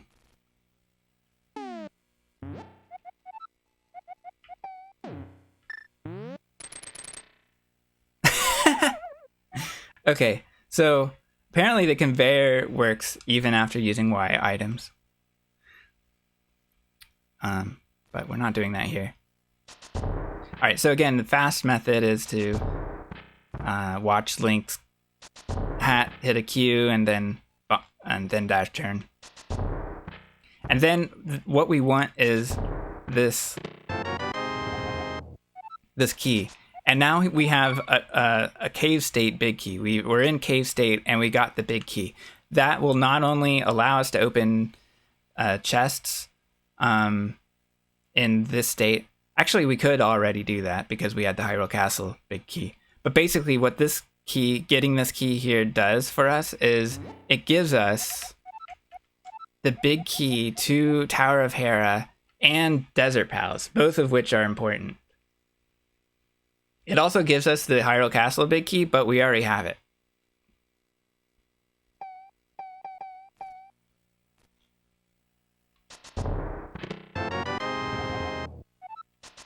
So we get that, and we dash out of here. And we gotta watch out, because we have sprites active here. Yeah, so to get past the Santee Fairy, we'll hold down. Just like in the old all dungeons route. Or, do we still do that? I don't remember. Anyway. I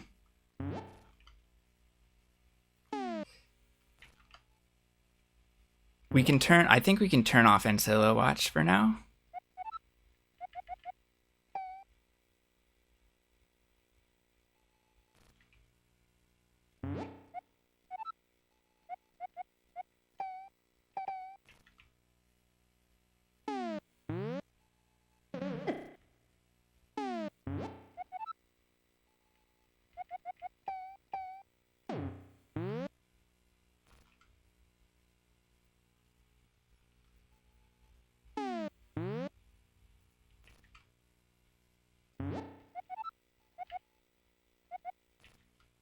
Alright, whatever.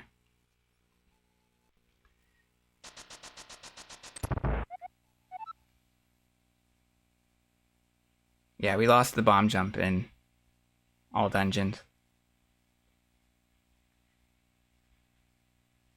Visual input display. Seriously?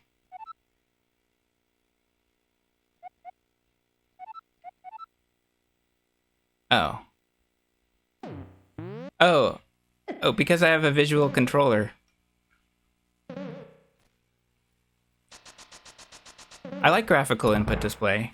Either way, I just wanted to use the classic mode. So inputs are a little bit more obvious. Okay. Am I crazy or will this go away?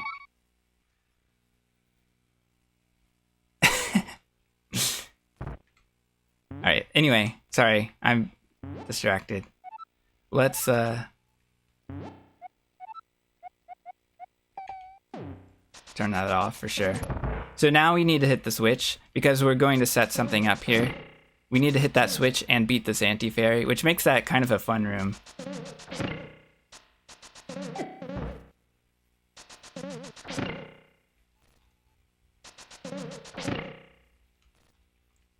We don't want to have sloppy movement and then run into the anti-fairy.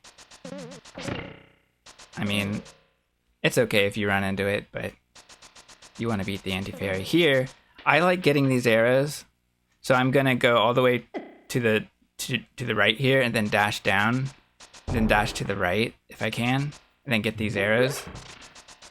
You don't have to get the arrows, but I recommend it. And as the route evolves, we'll see whether these can be skipped.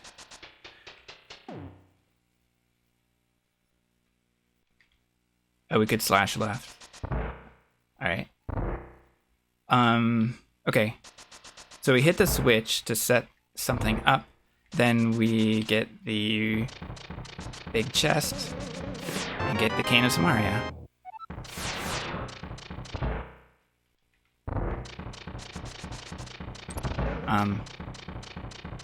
Apparently segment timer's not right. I thought we'd be counting this. I thought the segment timer would be more accurate here. Maybe I messed something up. Alright, so here what we do is immediately after getting the cane, we're going to use it. And what we're going to do is delete the door to Trinex. So we don't have to get the big key in Turtle Rock. So to do that, we are going to copy the open state of this door.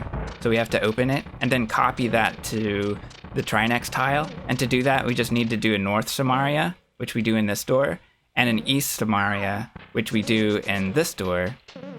And that will copy the open state of the door to Trinex, the door to Trinex. Alright, so we're getting the chest, we're opening the door, and then here I like to switch to Samaria and then set up the Samaria block against the wall. And then I put it too far to the right, so I can't grab it the way I want to.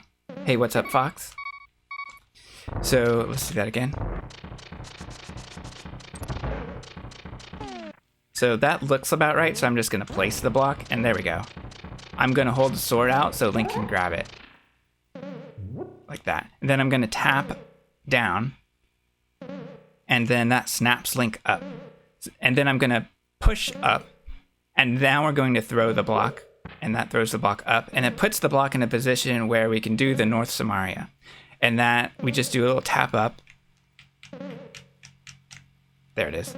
And I didn't see the screen flash black, but that's one cue that we might see to know that the trick worked. What I saw was the screen nudge, the camera nudge, so we know the trick worked. And so that copied data to the north. Now we pick up the block, we throw it. I hold down so I can just throw and dash. And if you throw and dash quickly, you will have a normal dash speed. And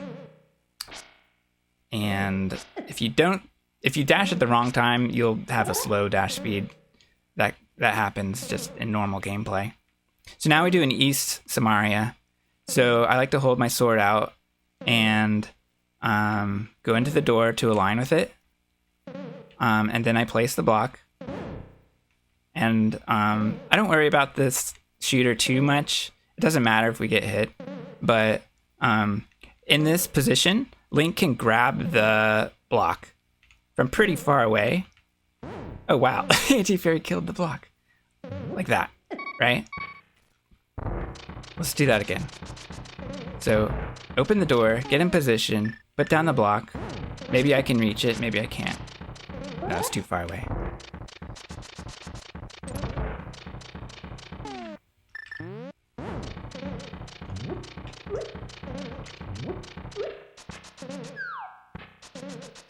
hold your sword out after the dash, put down the block, pick up the block. All right, now we want to throw the block upwards.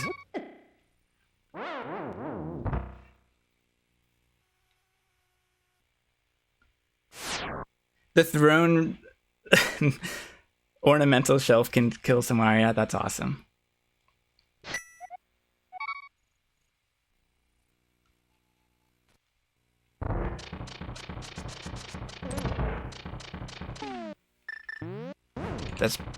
That looked almost too far to the right, but it still worked. We saw Link kind of nudge against it. Let's see if I can do the dash incorrectly. No, that was fine. All right, never mind. All right. Again, sword out, place block, get into position, grab. And when I grabbed it, I tapped to the left. All right. So then that kicks us to the right. Now we're going to throw, and we see that the block is halfway onto the screen. That means we're ready to start buffering to the right. And when we buffer to the right, we have to do that because it's not as easy as a North Samaria. We have to get Link into position in a different way. So what I like to do is I do a throw, and then I buffer to the right 2 times, like that. Now, I don't know if I moved Link correctly, but we can check it by picking up the block. Now I see that there's 1 white pixel of the block, and that means that's correct. And that means I can tap to the left and juke the transition. And now there's a second part of this, where first of all, we throw the block and then move Link back to the left. And we just need to do a couple more buffers to the left. Now let's check to see what I did. I think I only moved 1 pixel, so that's not good enough. I'm going to throw again and do 1 more buffer. And now when I pick up the block, I see more of the block. And it looks like I moved a little bit more than necessary, but that's fine.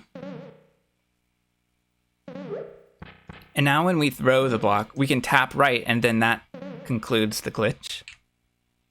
And a side effect is the sprites despawn here. So that's a good sign. And from here we save and quit. Right? So let's do it again, but quickly. Open the door. Place the block. Beat the fireball. North Samaria. Dash down. Get into position. Block. Pick up. Tap up to throw. I don't think I said that before. Yeah, I said something else. Dang it. All right, oops. If you don't place the block correctly, there are other ways to get into this door. You can face the door and throw up. And then you can pick up the block from here. And move while the block is floating to the top. Right? And then tap down, and then tap up, and then throw, and you're fine.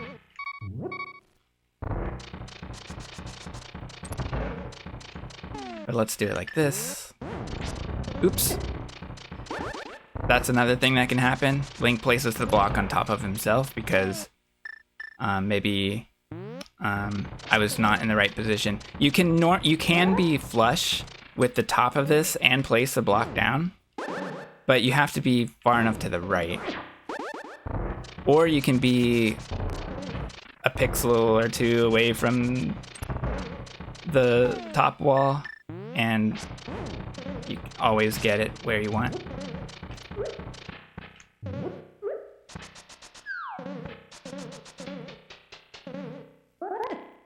So the timing was just right there for me to get hit. So yeah, basically when you pick this up, let's start that over. Let's make sure I'm explaining this correctly for the East Samaria, right? So you place the block while facing down, grab it, tap up, and then move, right? Now here you need to tap left to pick up the block, then tap left to snap. Let's look at that a little bit more slowly because we can do the glitch without that specific snap. We can snap a little bit closer, maybe? Let's try it. In other words, let's do this. Now with this position, let's snap to the, let's hit left. Yeah, so the block is not far enough. So we still want to throw.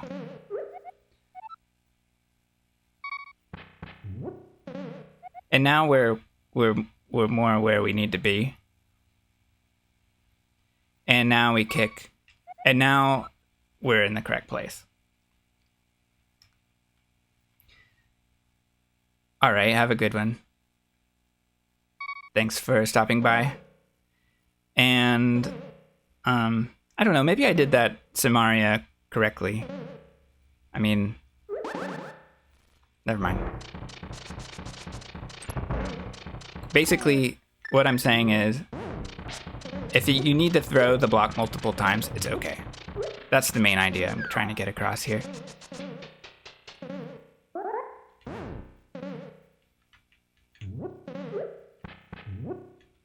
There we go.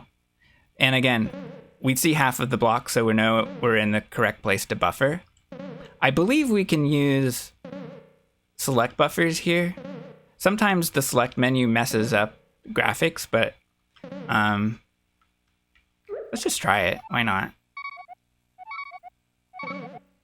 So that's one.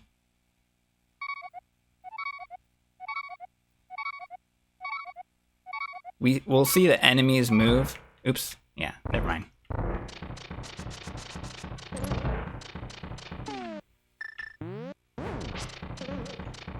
I wonder if that needs to be 2 pixels and not 3. I don't actually know the answer to that, even though other people use bootless methods more often. Okay, just 2 pixels? Okay, thanks.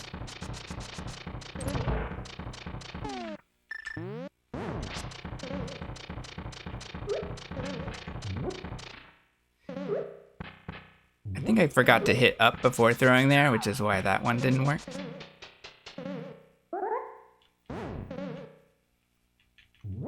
Yeah, that's correct. Let's just try it and see what happens.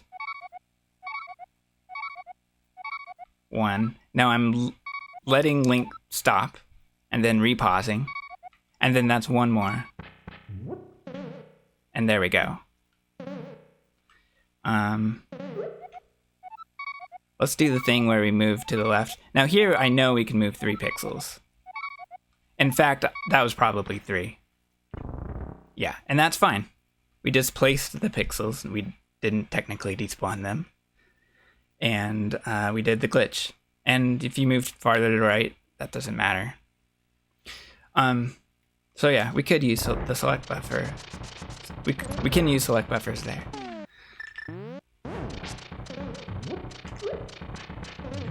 And one more time quickly if I can do it.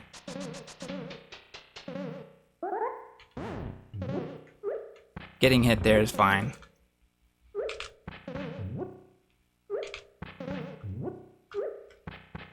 And there we go. Now we save and quit. And where are we going? We've got the cane. Let's finish up the rest of the collection and beat Thieves Town. So we go straight to Thieves Town. And we're getting there through the Uncle Passage.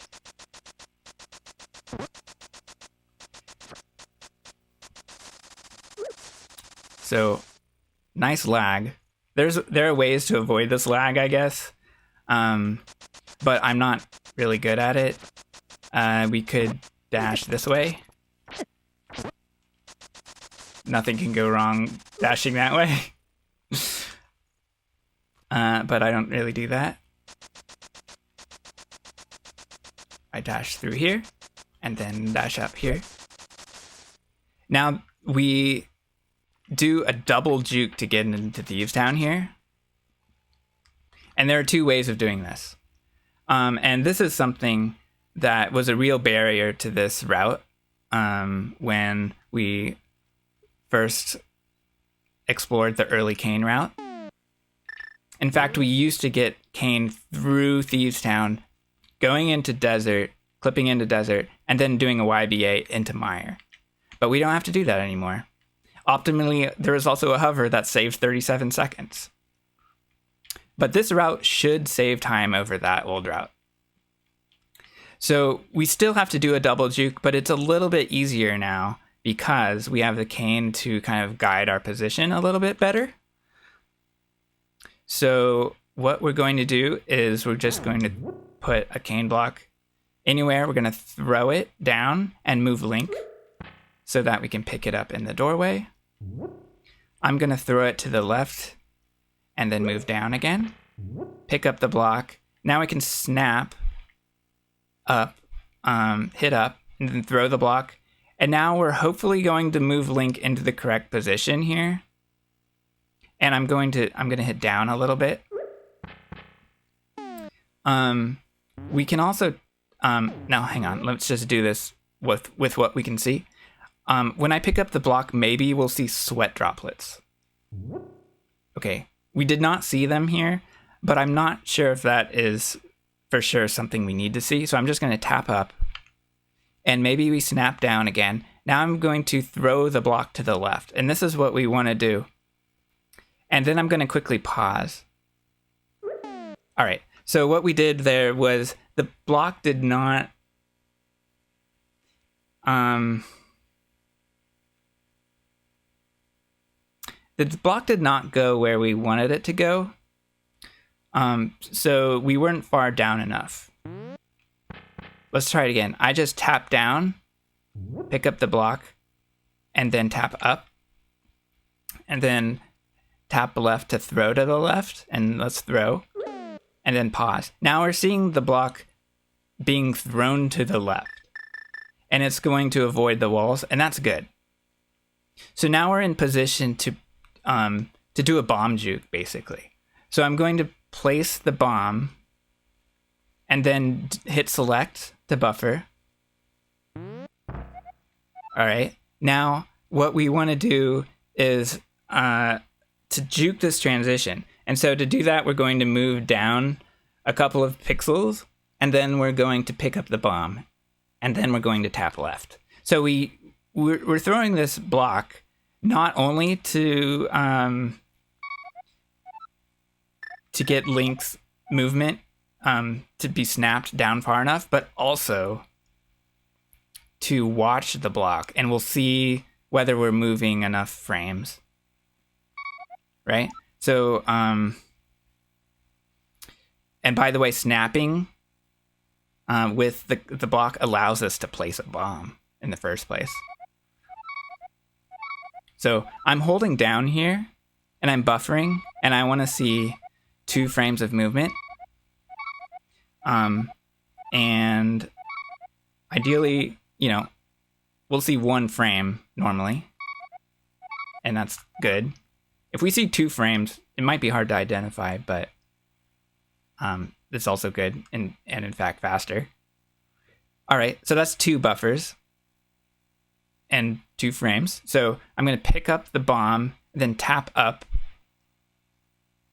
and then I'm going to walk downwards so that I can walk upwards and transition.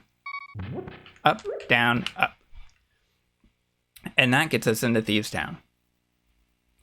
Now from here, we have a big heavy block in the way, so we can't actually progress in this way.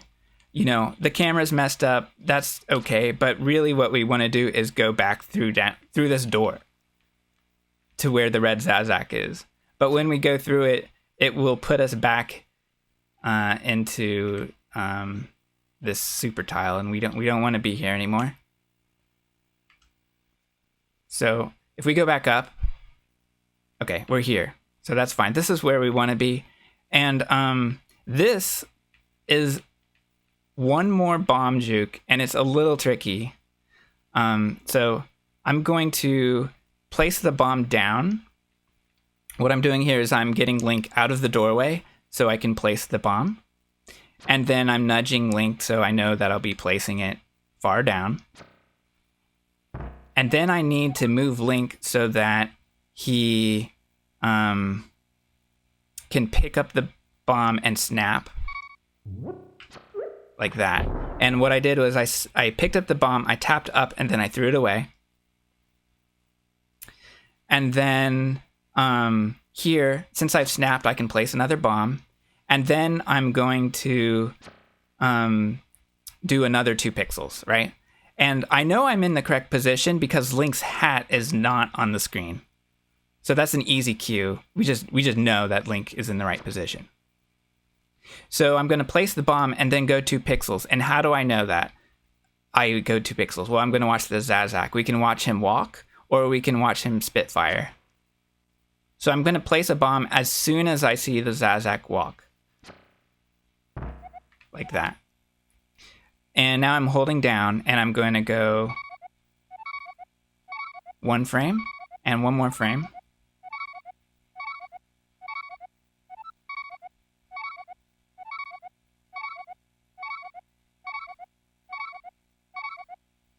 I'm trying to be really careful, but also I'm not the best at select buffering. Okay, that's 2 frames. Now I can do the juke. So that's simply pick up the bomb, tap up, and then continue downward. And we're going down to conveyor, and we're in the room. So we've made it. And now I have 3 bombs, which is nice. I didn't run out of bombs during this bomb heavy trick. All right, so let's start it again from the top. In fact, there's a way we can do it with bombs only. Let's just give that a try really quick. Hang on. We really don't have to do this, but it saves menuing and stuff. That actually worked. I got Link into the correct position here. I moved far down enough. When I see Link slash his sword here, I know that I've gone far enough. We can see Link's sword slashes at the bottom of the screen. And to do this trick, I'm going to place a bomb, throw it, and then place another bomb. And now instead of watching the Samaria block, I'm watching the bomb. That's 1 frame. That's 2 frames. So I can pick up the bomb, snap, walk down, and transition up. Now this one, bomb, walk down. Uh-oh. So what happened there is I didn't go far enough. And that's okay, it just wastes a bomb. We just place a bomb and do it again. Where we tap up and throw. And tapping up is really important here so that we can place our bomb that we'll use to juke with. So let's do it again. Place a bomb and then watch the Zazak. This is great because not only am I using a 5 bomb method here, I also wasted a bomb. So I'm using exactly all of my 6 bombs. And we made it. So the bomb only method uses 5 bombs. So I would not start with that. I would start with the Samaria method. I also want to show what's going on here. So I'm going to place the Samaria block, throw to the left, pick up, throw up. We can't see Link. Let's see if we can see him here. I'm going to go, what is it, game state? No, gameplay. And then disable BG2. So here we are. We can see Link now. So this might mess me up a little bit, but I'm going to throw up the block, hit down just enough, pick it up, snap. Are we far enough down? I'm not sure. I'm going to throw the block. It's not far enough because we see the block bounce. So I'm just going to go down a little bit more, pick up, and that should be right? Tapped up, throw. Yeah, it's fine. Menu to bombs. Place a bomb. All right, and then quickly press select. Now holding down to get the juke we'll go down 2 frames. And we see Link move here, so we know. But, you know, I'm also watching the block. Juke. And then we're back in the other room. So we've gone far enough where we can go up, I believe. No, I actually did it. Yeah, I did it right. It's just the background's off, so I can't tell. Yeah, so that's fine. But in this room, we don't want to use this method because Link disappears anyway in the doorway. So there we go. All right, let's do it again quickly. Let's use Samaria. And if there's any other questions about this particular glitch, just feel free to let me know. Because I'm going to move forward now into Thieves Town. In that moment, I did see Link sweat droplets appear at the bottom, so I know that when I throw the block to the left, we'll see it go. So I'm gonna place the bomb and press select, and then we'll do the juke. Now let me do it quickly.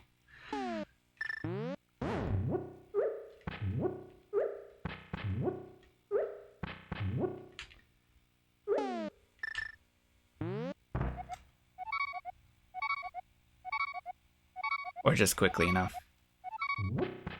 Down, up. We want to hit down for some pixels. I don't know how many. I just go up some pixels, some frames, and then back up.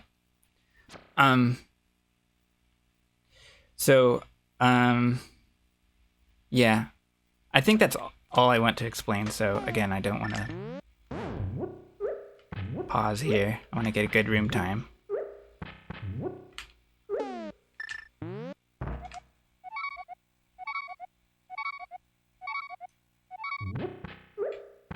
Alright, let's save state here.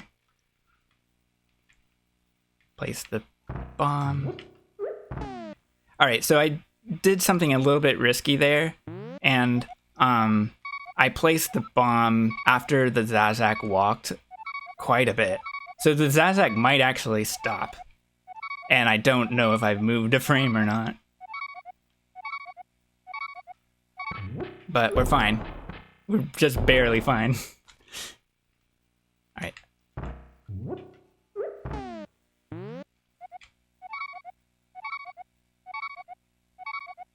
Was that 2 frames? No, that was fine. Right, then we dash to the left. Let me just do it again. Because the next thing we need is the mitts.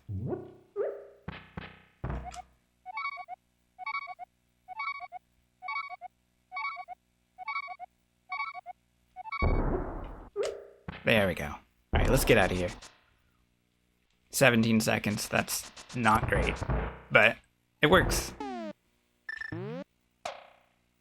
A really good time is probably 12 to 14 seconds. So, here of course we can key dash. We switch to hammer, and we get the mitts.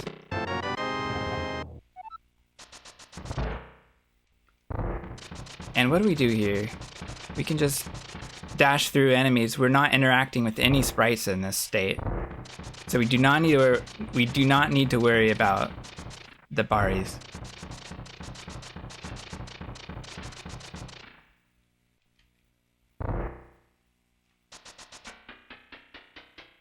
Here, we're in a glitched stair, so we have to tap right before we can go down, and we have to do another key dash, like a door dash here from the top of this block for best alignment. And by the way, we cannot get these arrows because of our state that we're in right here. So, yeah. So if we just walk up these stairs, we get automatically shoved back downstairs. But if we go back up from here, then we're fine. Just continue on.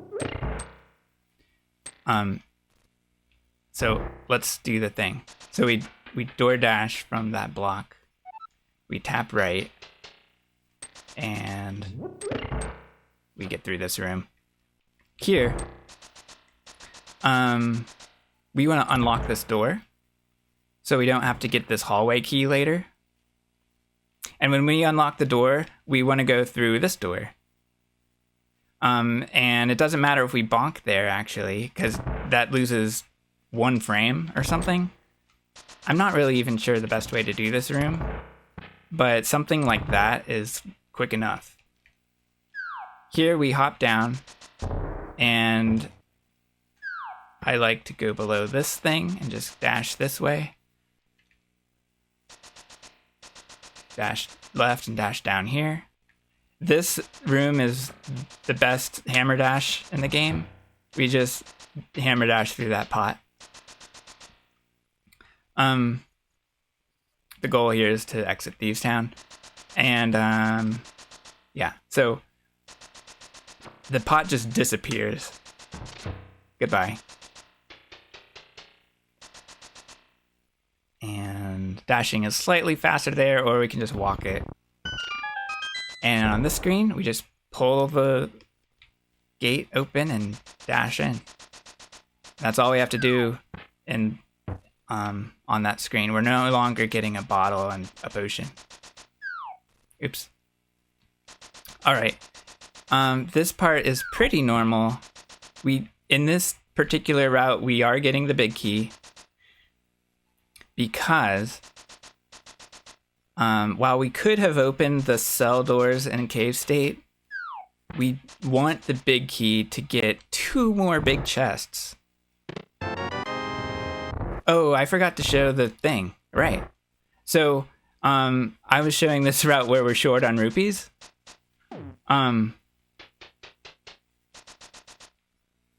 What do we do here? When we went through... Hang on. Yeah, well, we're dashing through this room, right? And before we hop down, we want this rupee pot. Thanks for the reminder, Taj. So that's a pretty fast 5 rupees there. And that's the last good chance we have to get 5 rupees.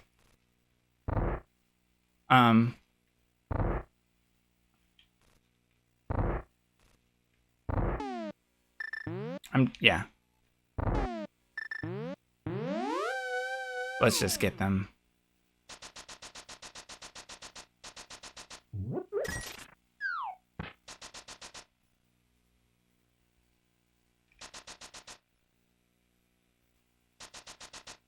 If we really forget, then we can start farming at the tree before the smith screen. But we don't really want to do that. What do we have here in our menu? I believe we have bombs, right? So we're not going to have that buffer. This is not an easy screen for beginners of glitch categories. But if you've played all dungeons, then you know that this blue guy is a pain. I like to nudge up just slightly to the right. Slightly up and to the right. But I don't really know the best way.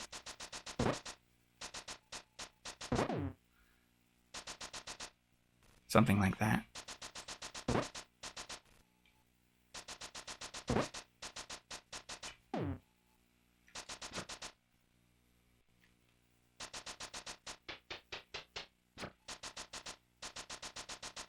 And then that screen, hopefully we can avoid lag. And here, just dash to the left. We already opened that key door.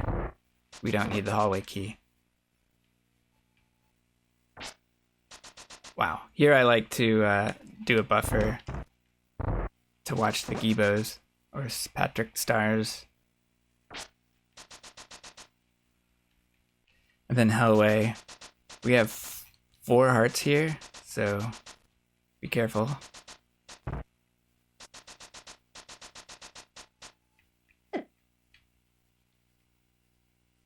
But in terms of damage, it's basically just avoid enemies. We don't need to take any more damage for any other purpose at this point.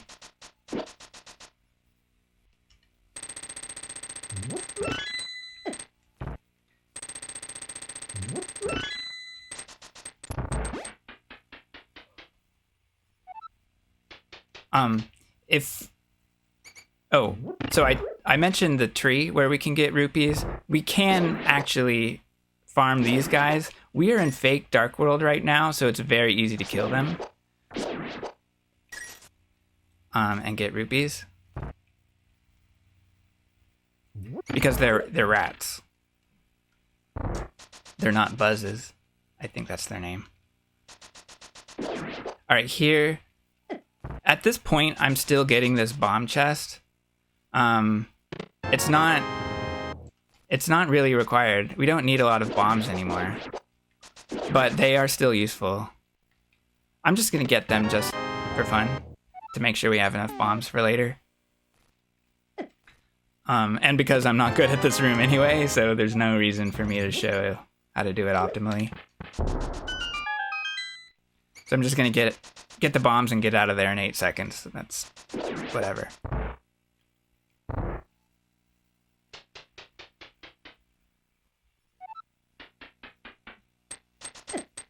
Wow. Dang it. I don't know, I was too early there.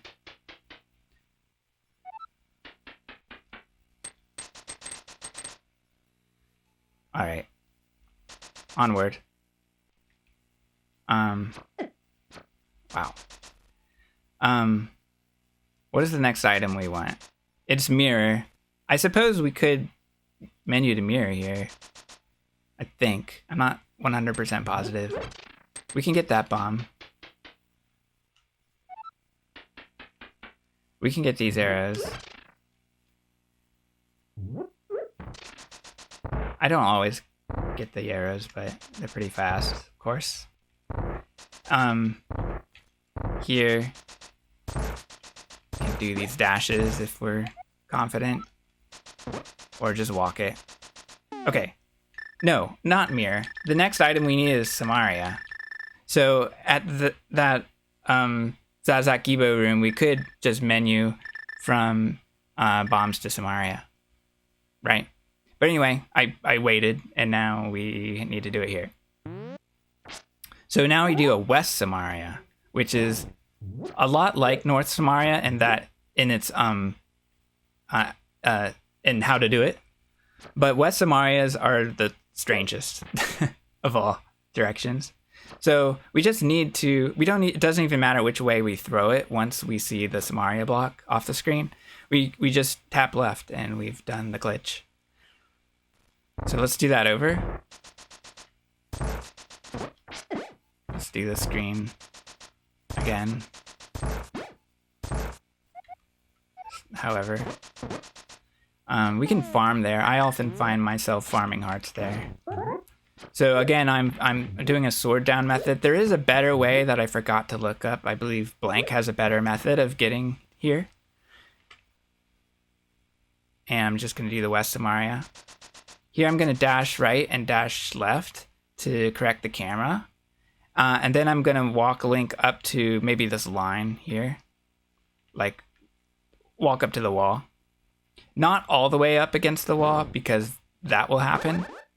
But just above the bottom. And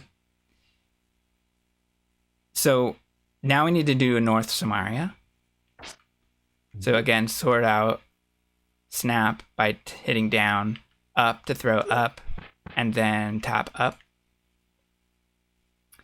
And now we are, so by the way, I didn't really say what we're doing here. We have to do a West Samaria and a North Samaria to get to Swamp Palace. And I'm avoiding some holes here. And now we're in Swamp Palace and we can get the hook shot. And now we have the hook shot. Let's do, so I've save stated after the West Samaria, right? So let's dash to the right, dash to the left, throw a block down there. set up for the North Samaria. Let's just do a little tap. If you tap too far, then you've done a double tap, you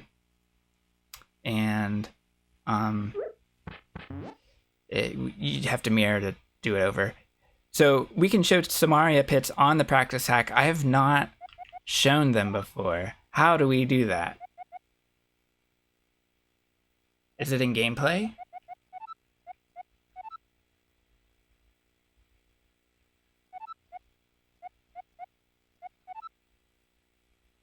It's a shortcut. Okay. So, show Samaria pits. That's interesting. Let's just try that. Very cool. I've not done that before. So what we do here in this movement is we're holding to the right against the wall. So to avoid this massive pit, I didn't know it was so big. And then we go down below the door frame just a little bit to avoid this pit. And then we do a diagonal into it. Yeah, thank you for showing me that. I just somehow missed that over the last however long. So again, down right, and then down far enough just so you're avoiding this pit, and then up right. Okay. Dash right, dash left. North Samaria. Down right. And you don't even have to go that far to... Okay, this screen. Let's do that over again. Let's do save state.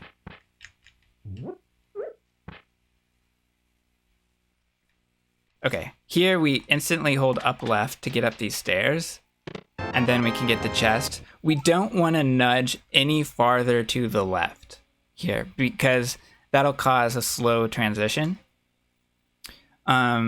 So ideally, we don't nudge to the left at all here. So here we go. How do we do this? I think we just go down right and hop, and then navigate link to where the stairs are. And I start to look, that link passes the pot, right? And then you can go up the stairs.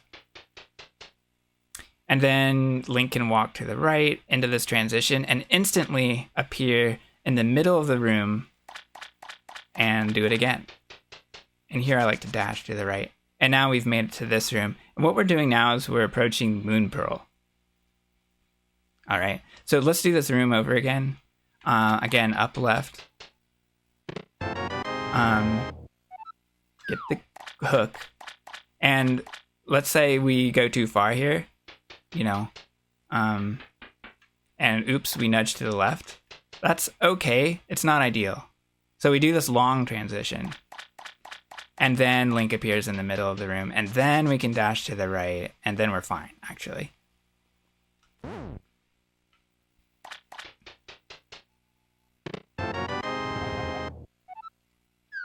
So, in this state, we can... The North Samaria messes up our north transition, and we can get into Hera easily. So at this transition, then I like to quick hop to the left and then dash up. And then for some reason, we have to climb stairs. I think what we're doing is we're walking down those stairs so we can do that room over again, right? Yeah. And then we're in Hera. And here we just need to tap up and then use the hook shot to get over the pits in front of the big chest, and then open the big chest. And then now we have Moon Pearl. And now we mirror out. And by the way, this whole time we had the maiden with us. So now we just go to the boss and end the segment.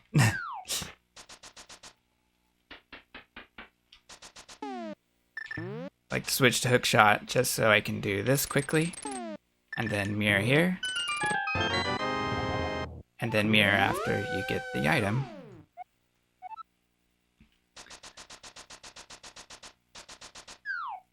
And that's it.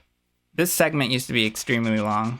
Oh yeah, by the way, you want to dash up here and go between the spark and the bottom of the stairs. Oops, I didn't dash correctly. Let's do that again.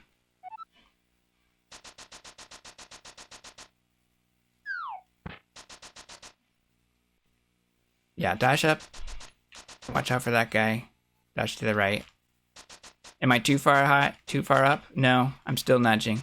You can bonk this, so you can just let go of the dash if you want.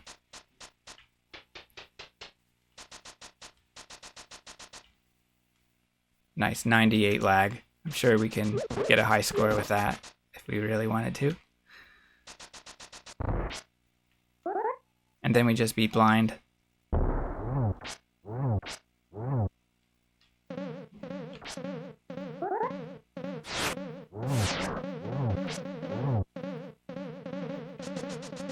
I do the dash setup.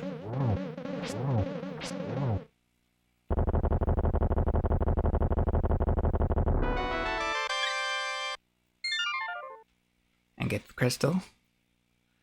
And now Skullwoods. So Skullwoods is fun because we get to use the cane to possibly cause a little bit of graphical corruption, or maybe we won't. We'll find out. I haven't figured out how to really control that. But we're quickly getting the big key, and then we're quickly getting Demothula. So we are sort of data spoofing, basically, or some. I don't know if it's spoofing, but we're getting the big key quickly by opening the wrong chest. All right, right out of Thieves Town. Use the mirror, because we were in fake Dark World. We never made a legit Dark World transition. All right. Here I'm gonna do Frog Door because we need the book. So we're using Frog Door from Old Dungeons fame. Going into the library. Let me do this over again. So outside of Thieves Town, we're mirroring. No, I already mirrored. I save stated after the mirror. All right. We don't want to be in Light World. All right, let's go. Sometimes I clip into that bush and get a mirror bonk here. But as long as we move up and to the left there, we're usually in the right spot. All right. So here, we're instantly transitioning back. But we need to be able to talk to the frog quickly without picking up that rock. We want to hit A in a certain range of frames. And there we go. What I'm looking for is the wavy pattern to move sort of from the top of the screen or the middle all the way to the bottom, basically. And when it reaches the bottom of the screen, then I'm pressing and holding A. Right? If we press A too late, we won't talk to the frog, or maybe we'll pick up the rock if we're really late. That's okay, let's press A again. If we're too early, maybe nothing will happen. Pick up the rock and talk to the frog. Or if we press it in just the right frame, we will get into a really bad state where we might hard lock. So we have to just be careful. I don't really remember where that is exactly. Let's see if I can get it. No. I can't get it. So I won't worry about it. Let's just hope we won't hard lock. If you get into a position where Link talks to the frog, but he warps his position from his position, then basically the frame after talking to the frog will be a kind of a hard lock. So you want to actually hold select out of the dialog box and save and quit. But we haven't seen Link move into that position here, so no need to worry about it. Just talking to the frog a little bit too early makes Link teleport, and then you need to save and quit instantly, basically, is what I'm saying. Alright, here, again, if we're desperate for rupees, we would have to farm this tree. And move on. But I'm fine. I have 11 rupees, that's plenty.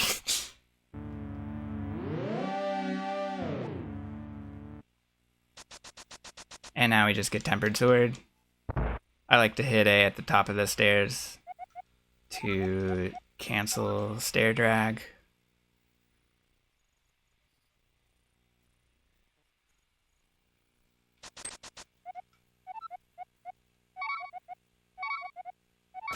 Don't do that.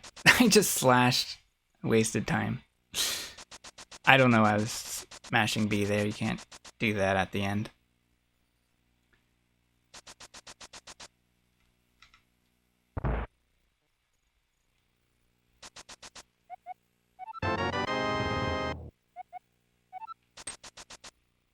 Alright, we got tempered. We have 1 rupee. And we're not doing anything else with rupees. I forgot to split. We're in Skullwoods now. Alright. Oh, I didn't even set up this transition. Alright, so I'm doing fence dash there,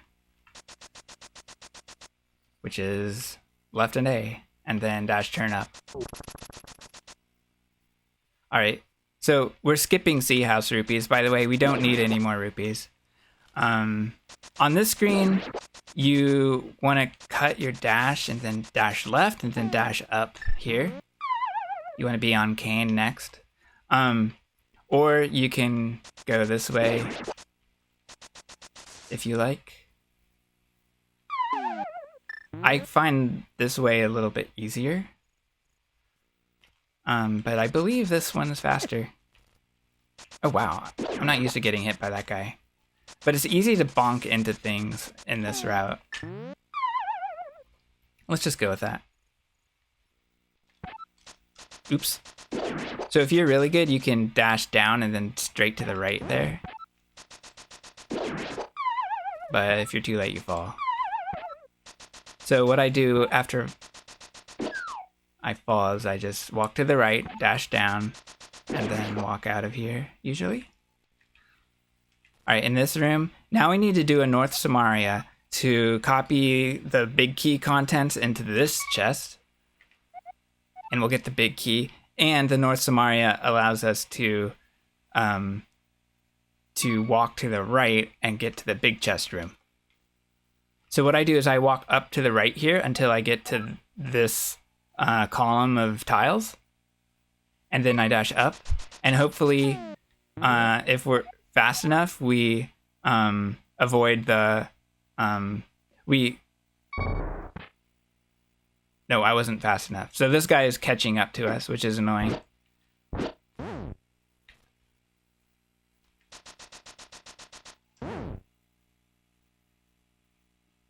So that time I was fast enough, and it seems he's not catching up, which is nice. Let's just go. So here, you can put the block in the right position. If you think you're not in the right position, of course, you can sort out back up and do that.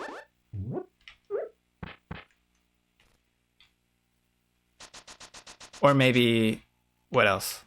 You could, yeah, you could tap down. The sort out method is usually what I do. I didn't really talk about that before, but that's what I've been doing.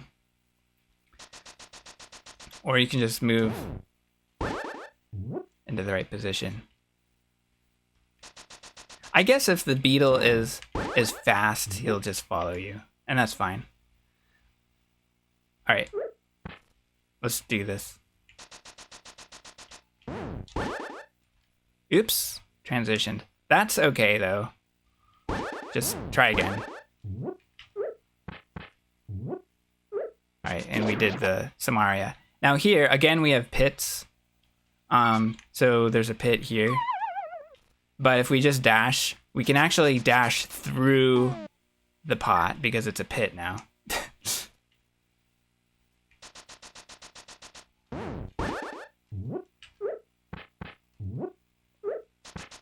And then we get the big key out of this chest now. Here, if you're really fast, you can dash down here and then walk to the right. I would just walk it. So that the fire bar doesn't hit you while you're charging the dash. Or the beetles. We can just walk straight there. You don't have to zigzag like I did. Alright, here, I like to menu before this transition, but I forgot. So we want to just hit bombs and place the bomb exactly where we land. And then set up the bomb jump. I like to use the sword spin method, where the sword spin is released on the correct pixel.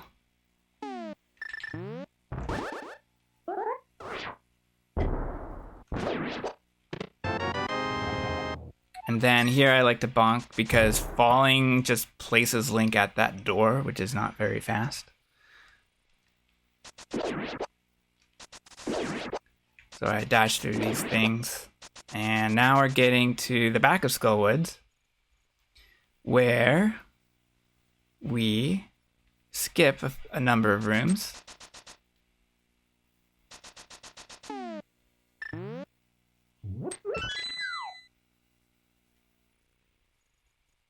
And we use Fire Rod like normal.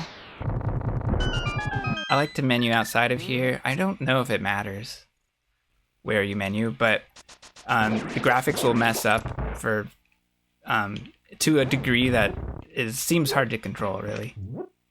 So here, I don't have the ability to... so now here we're doing a North Samaria, right? And I can't put the block to the left or right of the doorway. So we just place the block and throw it. And then if we're far enough up, we can let the block float up into the doorway. If we're still out of the doorway, we'll throw the block down. But we want to try to move Link far enough up so that when he picks it up, he throws it up, it floats up, then we get into position where we pick up the block, tap down, tap up and throw up, and then here we push Link through the transition. So I believe it's a double North Samaria. So let's just do it and see what kind of graphics we get here. A little bit of graphical corruption, sort of the medium VRAM corruption situation. Here's the key. Again, we'll have different graphics depending on something that's a little bit unknown to me right now. We could get the arrows here if we wanted. That might be a better option than the thieves' arrows. So let's do that again. And especially in the practice hack, we might get a different situation when we do the North Samaria. In this case, we got nothing. Almost no graphical corruption. We can see a little bit of corruption in the door jam here. But basically nothing. This is pretty mysterious to me at this point. Dang it. My block was eaten by the fire snake.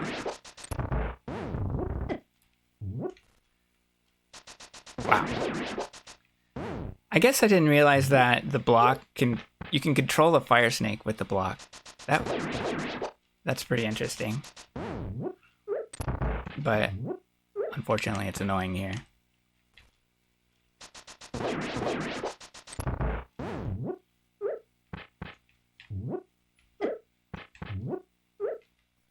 Oops. So if you're not high enough, then that's okay. Like, just throw the block again, snap up again. Excuse me, one moment.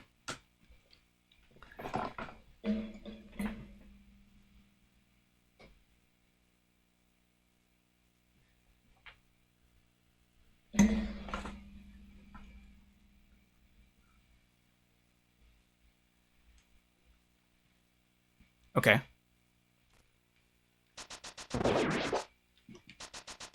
But basically, it's a basic North Samaria. It's just an annoying door to do it in.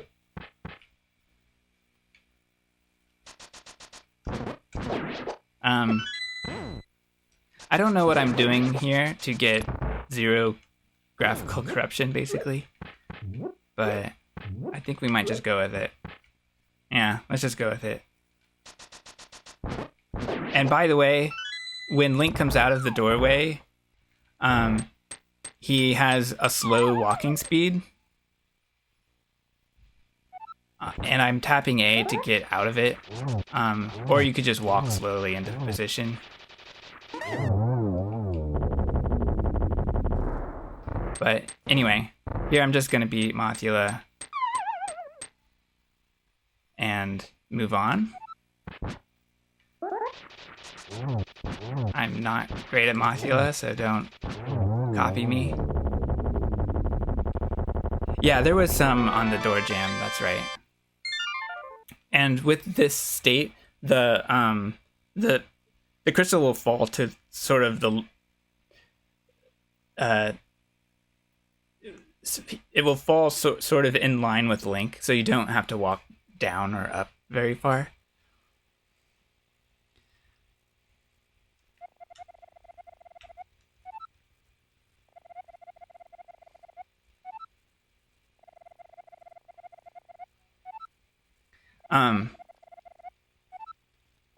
I'm gonna take a quick break here, and then we'll go on to Tower of Hera.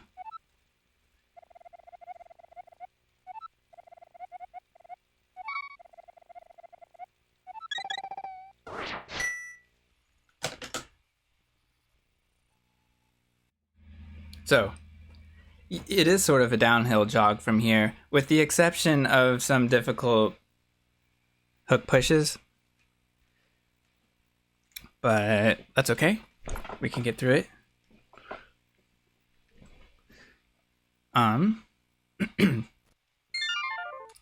So, Tower of Hera.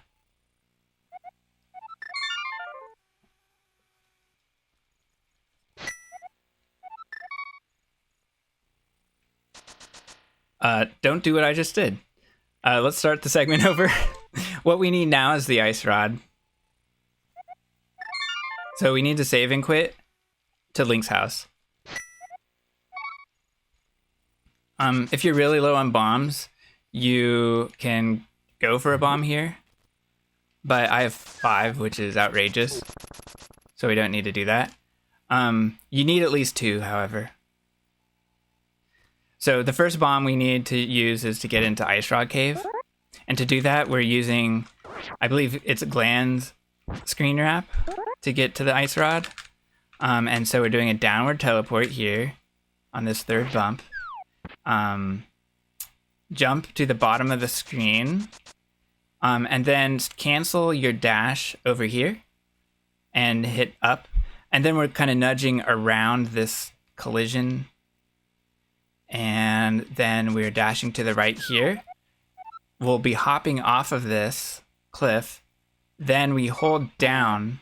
Hang on. So we're holding down and doing quick hop off here. And now we hold down left until we go into this corridor here. I don't really know where we are. Then we menu to bombs. Actually, down left is the menu. Excuse me. We place the bomb. We pick up the bomb, and we're holding down right. So we hold down right into the transition. After the transition, or in the transition, and we're holding up right. So we're holding upright, throw the bomb. I picked up the bomb I placed the bomb too late. All right, so I didn't get to the ice rod cave. Let's try it again. And there it is. So it's not a big deal if you mess up the bomb throw. But let's try it again.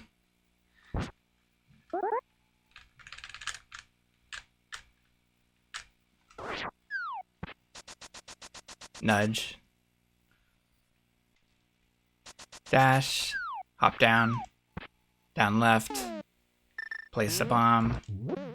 Hold down right. Hold upright. Throw.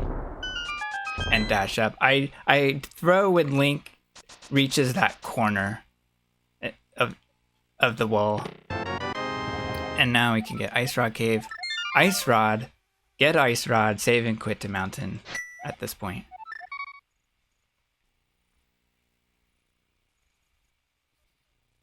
Alright. Hera. Dungeon. Let's use Hookshot here.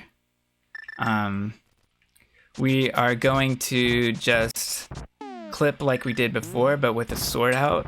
Hook dash, it's faster. And we can use sword or hook shot to get out of here. Now we're using hook speed, Harapot. I don't really know how to do this with buffers. I just do it bufferless. So basically we're getting hook speed at these stairs. Maybe hit that Moldorm out of your way. A good way to do that is to hook upwards. And sometimes he'll just run into the hook. What I'm doing here is I'm going right into a certain position. And then down right to a certain position. And then hook. And I did it correctly. So that's good. Here we want to go up and to the right. So what we're going to do is we're going to tap left and then hold up.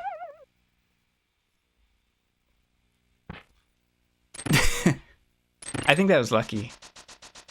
Because this is big muscle memory here. Right, down right, and hook.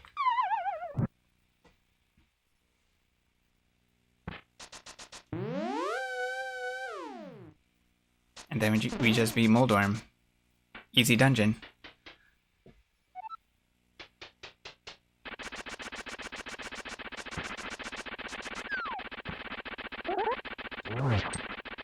Then we fly into the hole.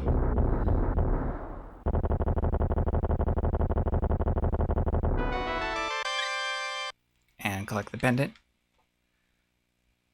I never stated the rules of the category in this tutorial, but I think it's pretty clear. All bosses means we have to defeat all of the bosses. Let's edit this in later. So back in the Turtle Rock segment, we needed to get the ether tablet. So what you do is after you defeat Moldorm, you get hook speed and then go straight to the tablet. We have the hook out at that point because of Harapot and the Hera clip.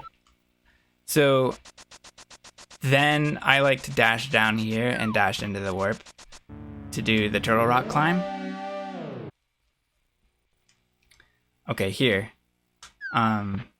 We're approaching Trinex and then Aghanim 2. And I believe that we have to defeat Aghanim 2 in this category. If we die to Trinex, we'll be in fake Dark World, and then we will we will be facing Aghanim 1. And I think that's a DQ. Unlike in all dungeons RMG where you can just beat Ganon's tower and then you're through. Alright. Down left. Circle back. Down left. Mirror to menu. Up right. and quick hop, and we're through. Hop to the left and mirror wrap to the left. That's left and Y in the same frame. Left and right, and then hold up to jump or quick hop up. And then, you know, menu menu however you need to do this. Right?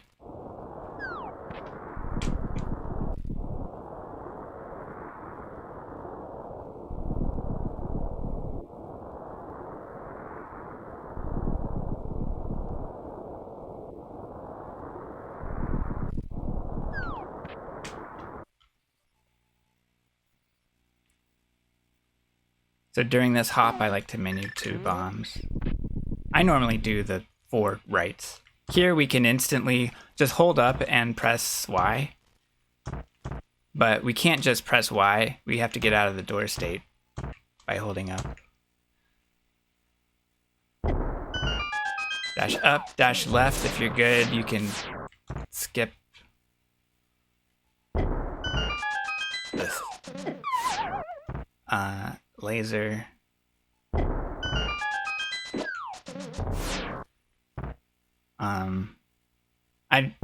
I'm sure there's better ways to do this, but I like to, if I just miss, I'll just walk down and dash left.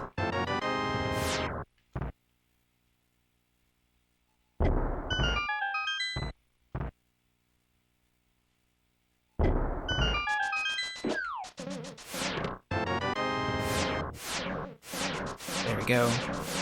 So we deleted the try next door earlier, so all we need to do here is defeat the mini Moldorm. No, we just need to dash to the left. And get to try next. I like to get this bomb, because I love bombs.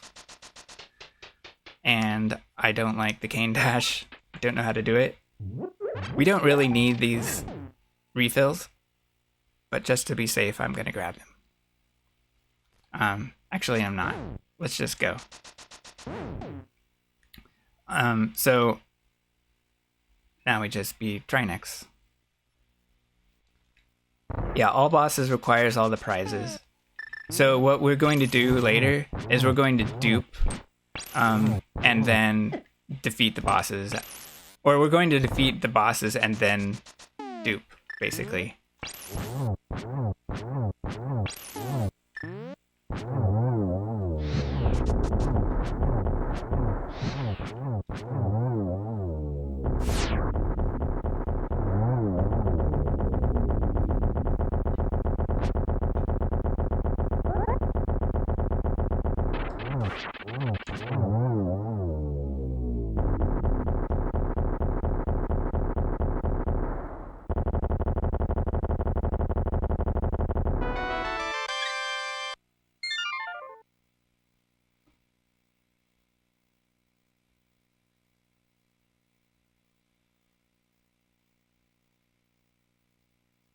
Yeah, we could call this all dungeons, no EG, but I prefer it to be unique and be all bosses, so we can say all bosses for short. Also, it's not to be confused with the old all dungeons, no EG.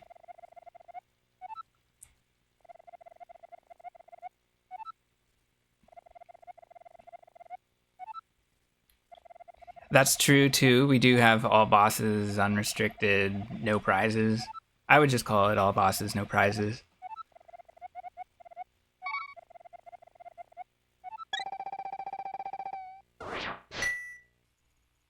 Or something.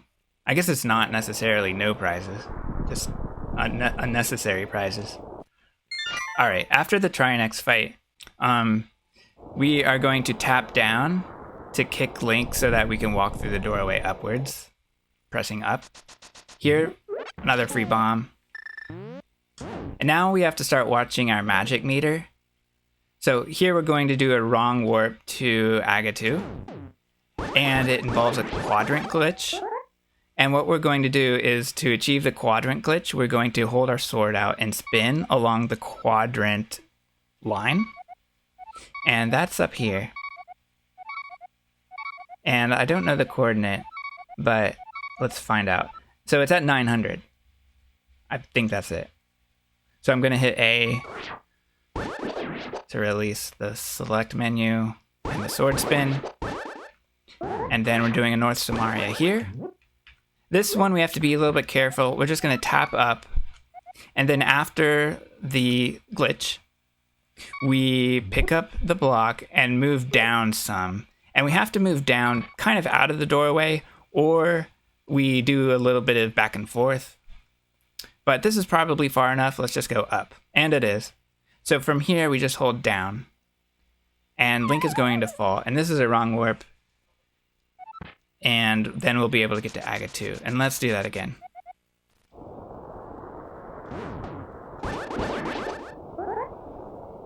Doing this in one buffer is pretty outstanding. I guess that was a few. I've never seen unbuffered. That would be amazing. Yeah, so I don't do it that way, but we could do a little back and forth there. One more time. I do a little sword slash downward, just so we're not having sword sparkles in the way, and we're not slashing Abari with the sword. So yeah, this is good. Let's do it again. Could beam him out of the way, possibly.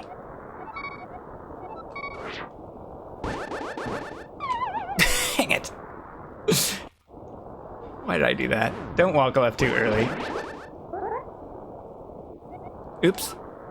Oh, that's right. Oh, I thought that was wrong. Alright. Sometimes I get this one confused with the next one.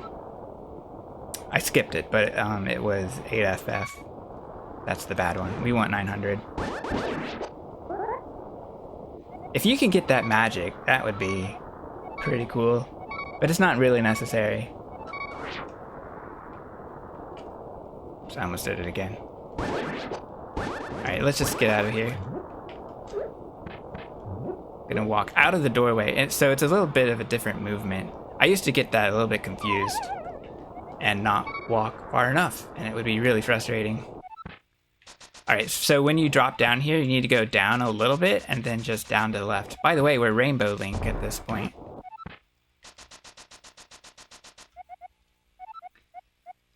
And then we want to fight Aghanim 2. Let's really, really try not to get hit here.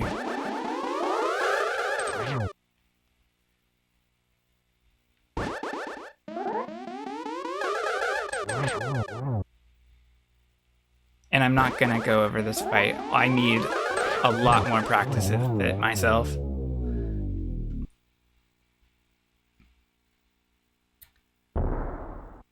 So I will be grinding that if I need to get better. I'll look at other people's tutorials for that, of course.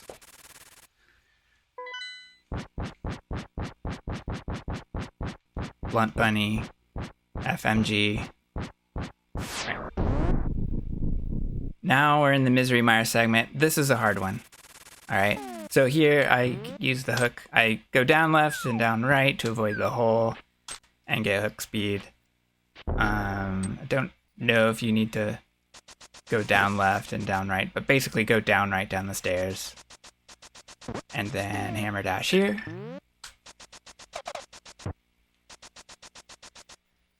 And here we kind of nudge up like an NMG to get through here. And here we really don't want to get hit. It can happen. And then dash left. You want to be kind of low to defeat those guys. I felt like I was too low, but yeah. Nudging those bushes is usually fine. Oh yeah, you might just miss them. That's okay. Just do that.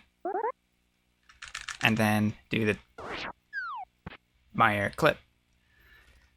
Alright, so this is another dash buffer. It's not free because of the way Link can pop out. Ideally, though, it's like 5 left buffers and 1 right buffer. I think it can be 4 left buffers, but I don't know what the deal is with that. But basically, you would be kind of skipping a pixel somehow.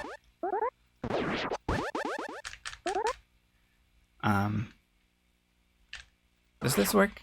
No. What's the other one that works? This one? No. What is it? This one. Here. That works. You'd have to start 1 pixel away. Okay.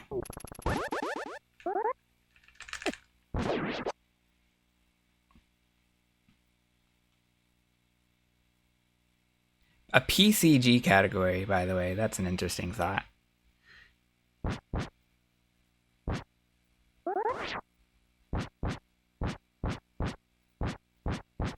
And Tarso says quadrant glitches always occur at the x00 and xff coordinates. So I may have been mistaken, I guess. Maybe xff could have worked.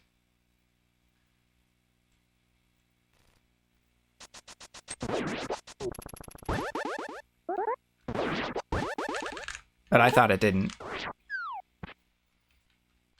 I should have tested again. Going up, you need x00. Going down, xff. Okay, that makes a lot more sense now.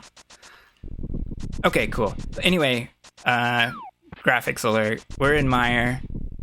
We don't have flippers, so we can't go directly this way.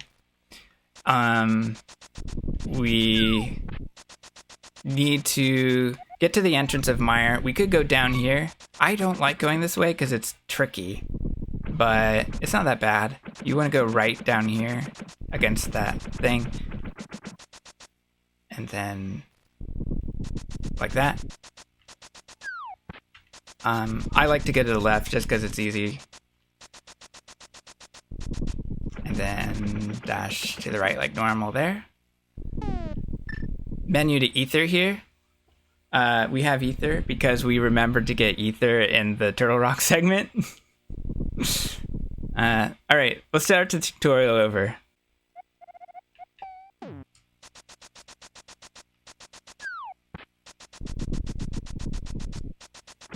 And we can figure out which way we want to go down here. And then upright to the medallion.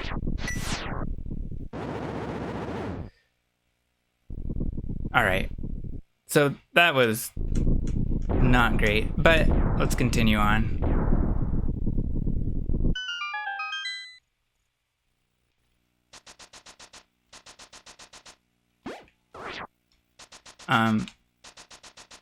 We want Fire Rod out. We can use Fire Rod. We can afford a menu.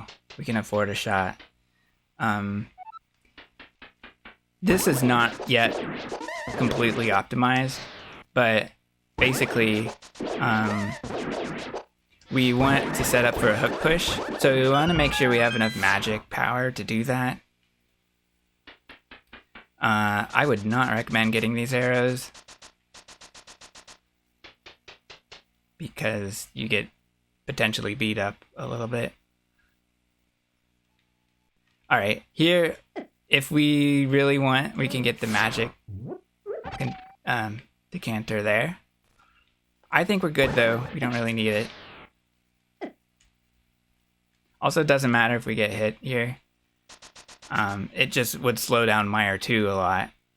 You could do Mire 2 with arrows if you have a lot. So here we want to lamp 3 times and get set up for the hook push. So we could also lamp in this room, but I like to do a specific movement in this room. I like to get all these pots to not only refill on magic, but also and hearts, but also to bait the fireball. And I do a sort out method here where we're going to use arrows, boomerang, fire rod, and then finally the slot 9 Samaria block. All right, and we have to throw the boomerang in a diagonal direction. So let's do that. Sort out 3 arrows. I like to be in line with this thing. Now I'm buffering down right, so we can throw the boomerang quickly down right. Okay, and then pause and go to fire rod. Now here I'm filing in the claw method. I don't remember when I switched to claw. I think it's when I did the sort out for the arrows. But anyway, we are in. We're getting fire rod out here, and then we're shooting fire rod. Again, sword is still out, and then pause and switch to cane. Now, when I see the fire rod hit the wall, I'm gonna place the block. And we see 2C and slot 9, and that means we did it. Now here, I'm just gonna go up to the top, tap down, and then use hook shot. And there we go. Let's do that again.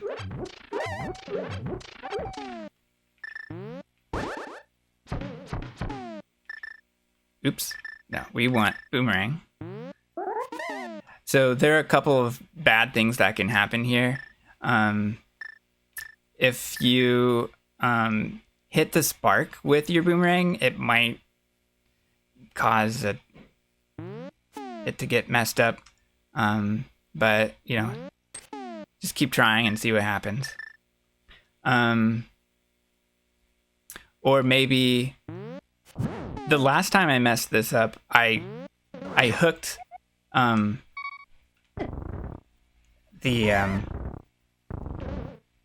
heart with my boomerang, and that messed it up. Now, for some reason, I didn't get the slot 9 block. It's in slot 2. Yeah, I'm already in the claw grip. I don't know if I normally do it like that. But anyway, I'm in the claw grip at the time that I go for arrows.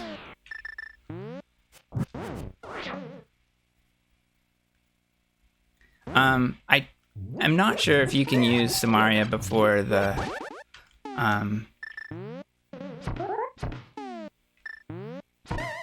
fire rod hits.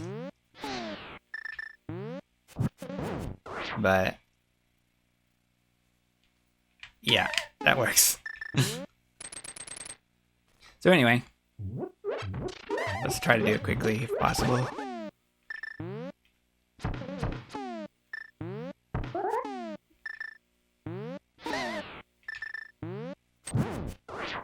That works. Up and down and hook. And now we just dash up here. If we really need magic, we can get it from the pod at the top of that room. Hopefully we don't. Now here we can dash to the left or walk to the left and use the lamp. We do need to set up the search index again by lamping. And here I like to do the same method, but we don't have to. So here, let's start it again from arrows. Sort out. 3 arrows. Down left this time for the boomerang. And then I move Link into position down to the right and then to the right of the torch. And yes, a really good tip here is if you need the magic, if you have to redo the glitch, you can freeze and hammer a Zol. A slime. So let's use the fire rod, and we got it. In this case, we don't want to tap down. We want to dash turn, and then just hook. All right.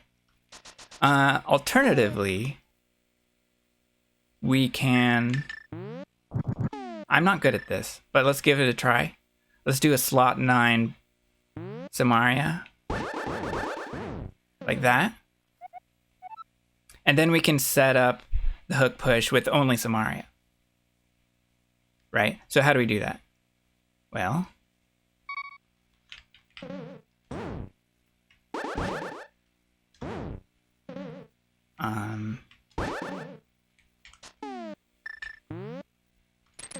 dash and hook. There we go. I don't know if I want to explain that. Let's go over it slowly. Lamp 3 times. Sword out. Samaria. A and then Y. It is worth going over this because we will need to do it with glitched graphics later. Okay. I just got hit here, which ruins the glitch because we need the sword beams to set certain values. Okay, so that's one reason this is a little tricky.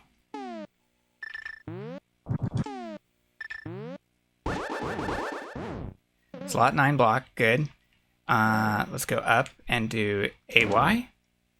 All right, and then YB, and then I'm not sure where we go here. I think maybe just down a little bit. AY, and then up and AB, and then again dash turn AY. So that's a pretty good method. And it might be worth switching to that.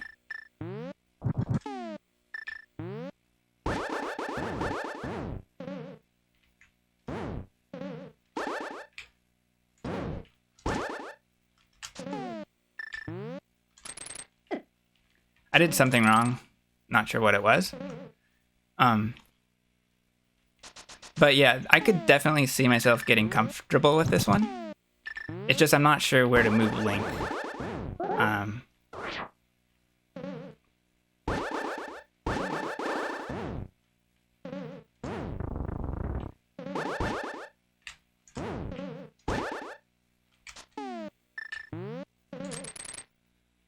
Up and down.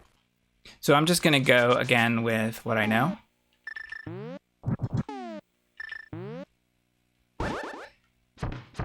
By the way, I'm hitting the right side of that torch so I can quickly move to the right of it.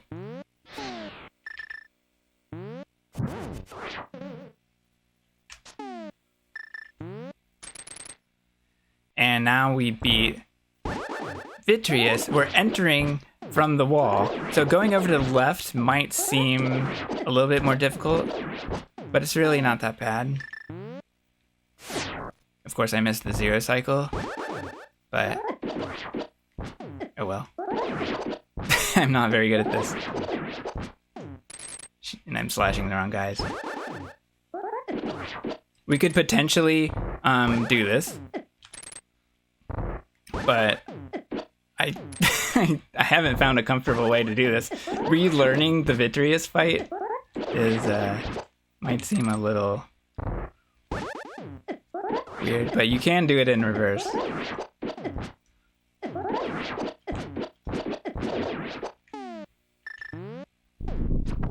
I guess that was a 0 cycle. It felt so slow. But you can also do it normally.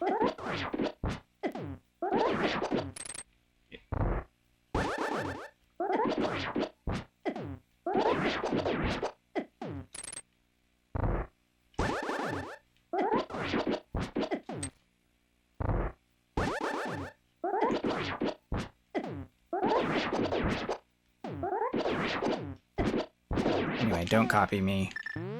I was not doing that safely. The arrows don't matter very much. Sometimes I run out of arrows here, just because I don't have enough.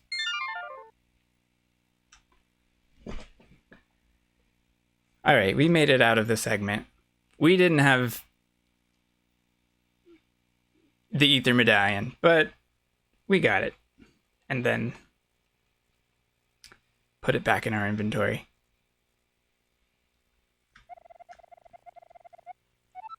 So my mistake, of course, was forgetting to get the medallion in the Turtle Rock segment after Hera.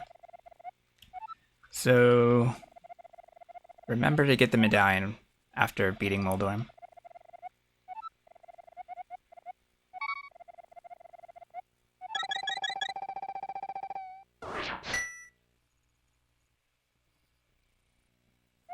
So now what do we do? Now we do the desert segment, which is a segment that has 2 bosses in it. All right. Oops. I would do that, but I want a proper save state.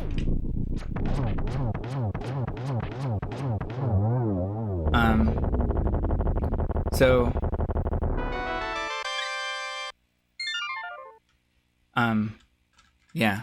So what we're going to do in this segment is we're going to beat Lanmolas. And again, we have the Cave State Big Key that gave us the Big Key to Desert and Hera. So we're going to go straight to Lanmo. And then we're going to mirror before getting the pendant, because we're going to dupe that pendant. What I mean is we're going to get the pendant from Argus instead of Lanmo. Because then after beating Argus, we'll come out of Swamp Palace, and then we can quickly get the crystal from a different boss room. In fact, from Mothula's boss room. Oops. So I'm just going to dash out and mirror somewhere over here. I don't know exactly what the best position is, but I like to dash up to the water and then go up left by about a block or so. And then we're going directly into the back of Desert.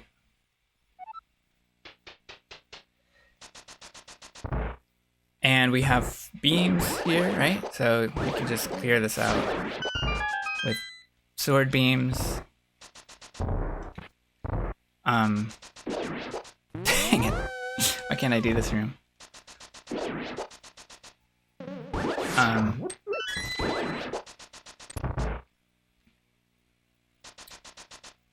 So we could conserve magic here.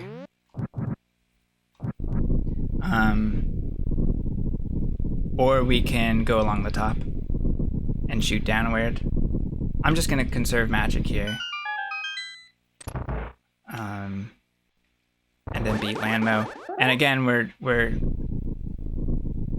not picking up the pendant, so we have to remember that. But it's hard to switch to mirror here because of all the explosions. So we'll just do it here. And we're gonna watch the pendant fall. We're not gonna pick it up, right? And then just get out. And the reason is when we get the pendant, we will warp to Swamp Palace. So that makes it very easy to get the swamp crystal. All right.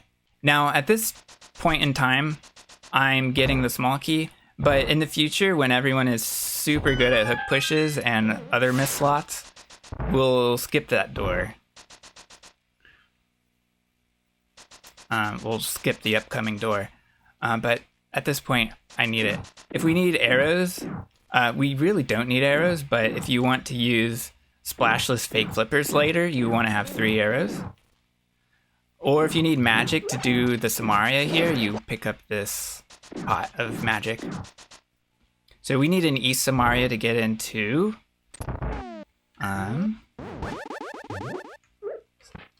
Swamp Palace. So again, we do the sort out method. Dash buffer to the right. Snap. Not good enough. There we go. I just did 1 dash buffer at the last moment there. And then we're tapping right. And actually, we're pushing through to the right. But we also pick up the block to get it out of our way. Okay.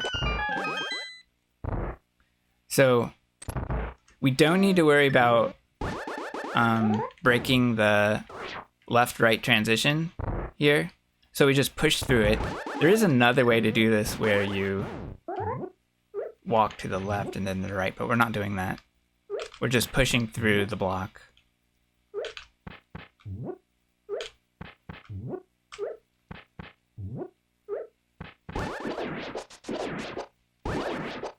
Another thing that happens is after you kill all 3 popos, there's still a lever on the left side of the screen that prevents the door from opening. So, but if you tap to the right, the door will open.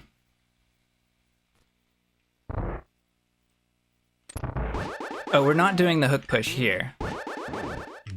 But if we didn't get the small key, then we could do a hook push from the room below this one.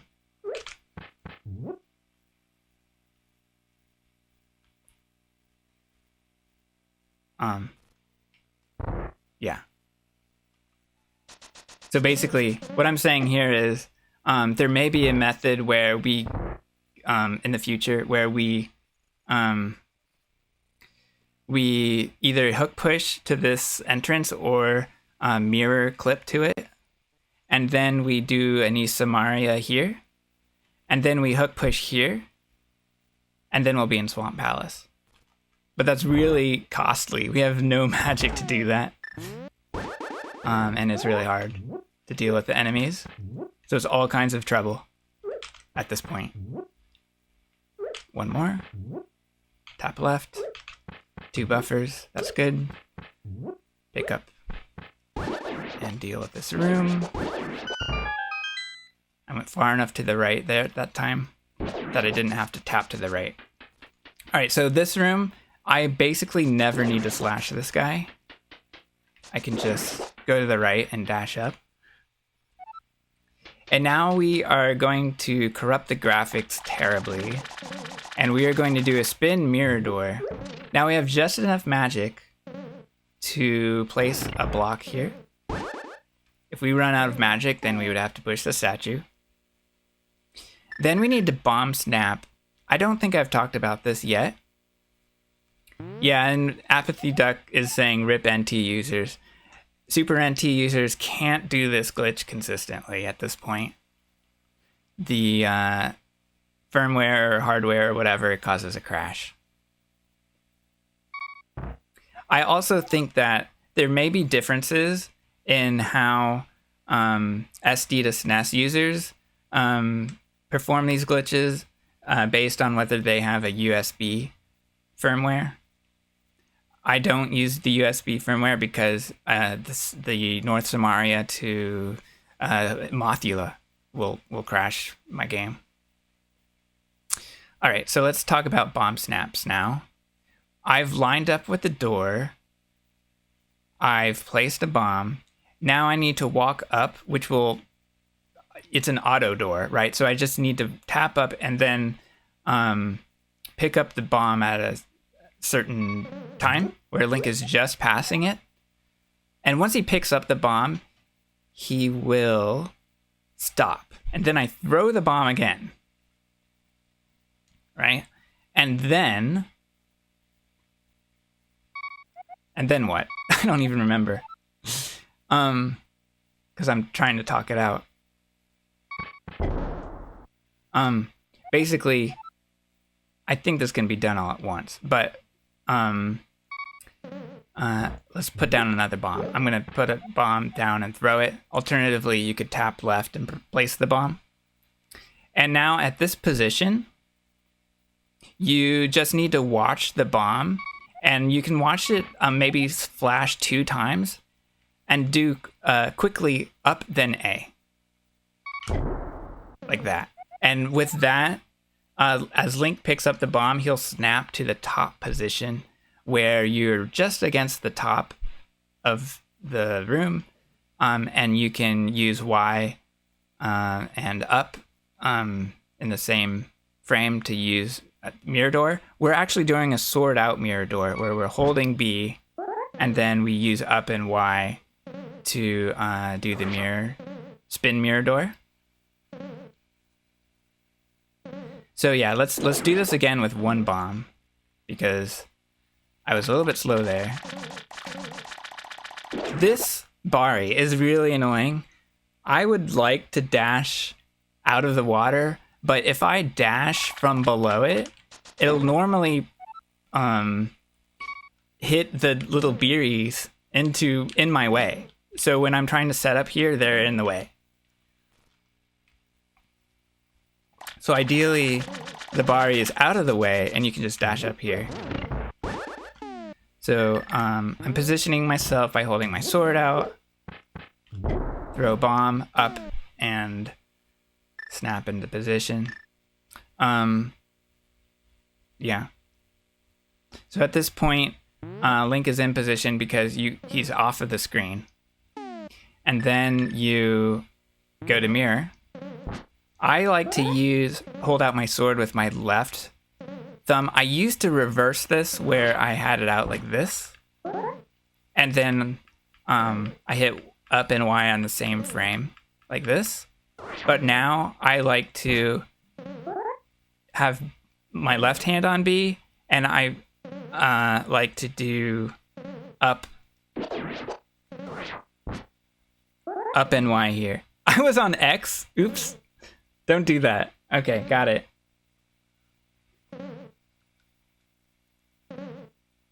Okay, awesome. So glad I didn't do that. So when we do this, it's going to cause some funny things to happen. First of all, everything will freeze. We're kind of waiting for the Triforce door to open, basically. Now, there will be a lot of graphical corruption here, so prepare for that. We can also let go of the controller. But as soon as everything's done, we will go to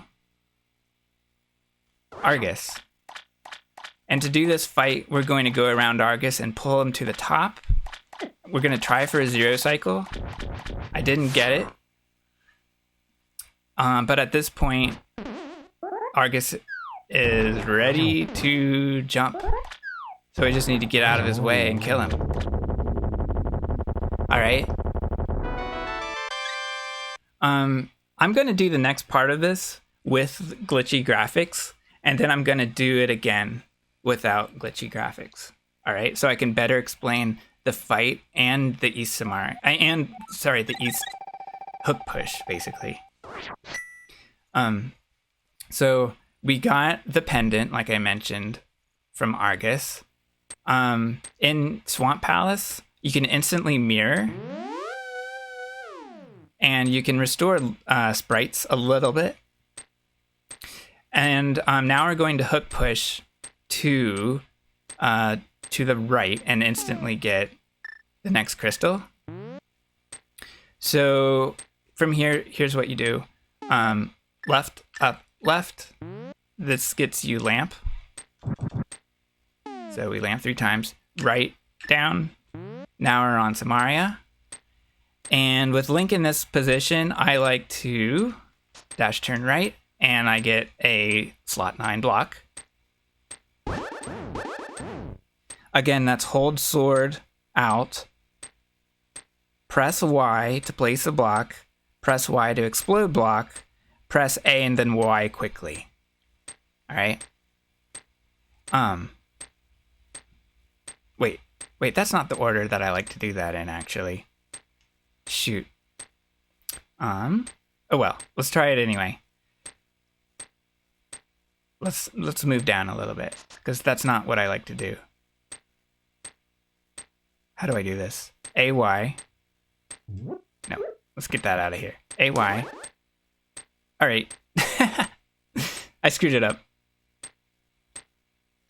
Alright, let's try again.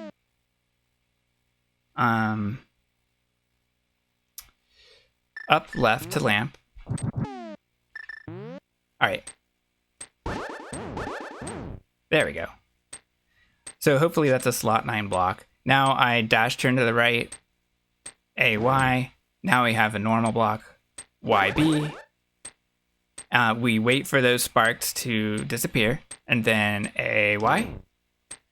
And then we start to go downstairs. We do to the right AB, and that sets the distance for our hook push. Now we go up the stairs, which is right next to the blue blocks. Then to the right and dash turn up. Now to get to hook shot, 4 hits to the right. Now I need to do a dash hook. So A and then, not dash hook, but A and then hook. Now we tap up here to get out of the wall. And we quickly have to run to the right to catch the crystal. In this case, I was able to grab the crystal, but sometimes it's stuck in the wall. All right, now let's go over this again with graphics. All right. So I'm not sure where the last save state was. But we need a save state at I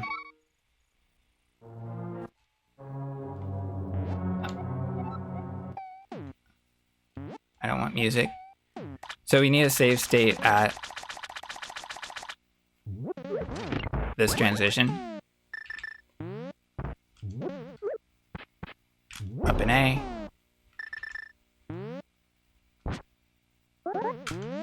Dang it. So in that case, I hit Y before I hit up, or I didn't hit up at all. Let's try again. I think that it's more likely that I didn't hit up at all. As this controller gets older, and I've had it since the 90s, it's going to be harder and harder to hit the control pad. Oops.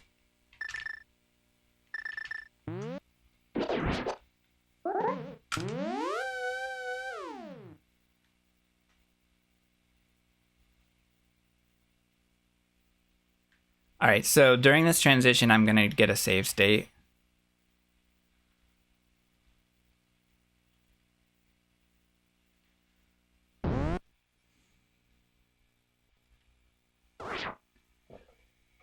Now I'm going to reset.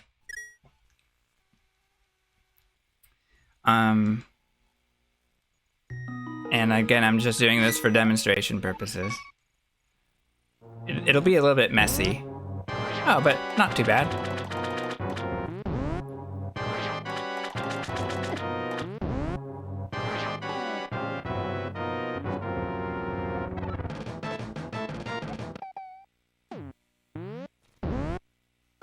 Okay. So, when you reach this transition, and again, you'll see Argus come onto the screen as a bunch of blobs.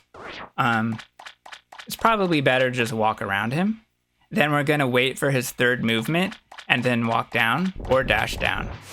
With Argus that high, all the puffs, the game will think that the puffs are off screen or despawned, and then Argus will begin phase 2.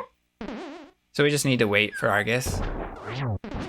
There is a way to do this phase 2 in one cycle, but I don't do it. Another thing I just did was I moved up a little bit. Even moving above the bottom of the screen by 1 pixel will cause the puffs to appear directly on top of you. So yeah, Glan has a way to do phase 2 in one cycle, but it requires a 1 cycle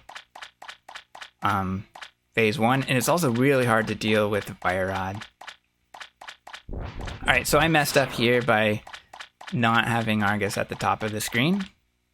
At this point, you can either go for it, or you can just start hooking, I guess, right? But I wouldn't do that, because that'll really mess up your menus. And I don't know how. I mean, I know how, but I don't know the menu navigation. I'm going to try for a 0 cycle, but it doesn't seem like I'm getting it. Oh, there we go. So what just happened there was I moved Argus up to the top with a long walk, and that gave me enough time.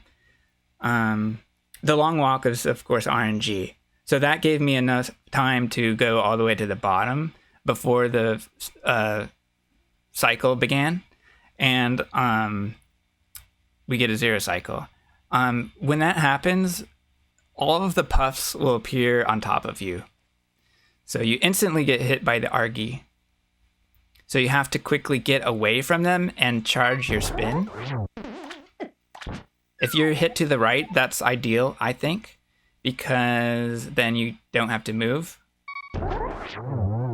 If you get hit to the left, then you have to go to the right, I believe. Yeah, they're the Argy, or Argy. Not sure. Dashing's a potential option there. You don't want to bonk.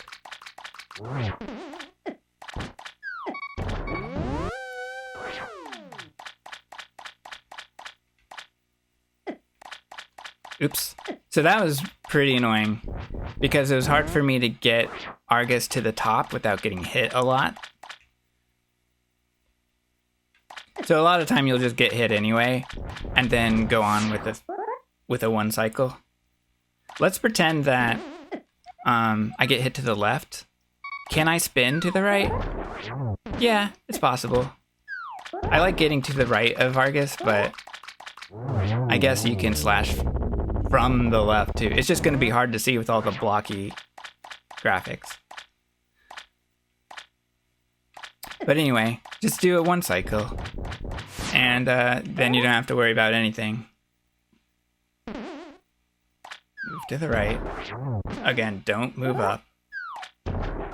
And then here, we need to go up a little bit before grabbing the heart because we don't want the pendant to drop into the wall.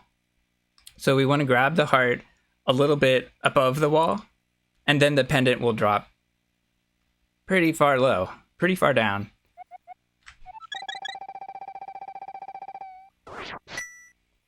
And we can grab it. Now here, again, we go directly back into Swamp Palace. And now we will get the Swamp Crystal. And what happened to my... Oh yeah, everything's broken. So the graphics are all broken here. If I menu, what will that do? Will that correct things? Super Watch is off. I don't know how that was turned off. Okay. So basically, let's try that again.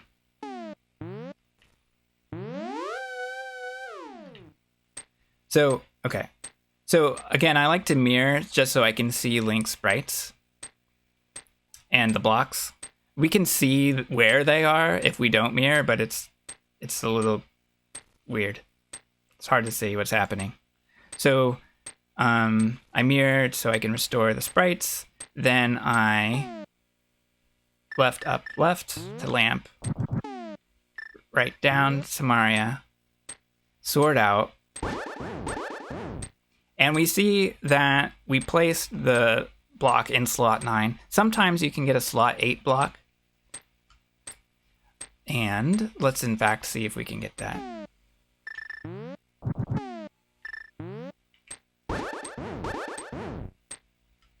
I guess a simpler way is to go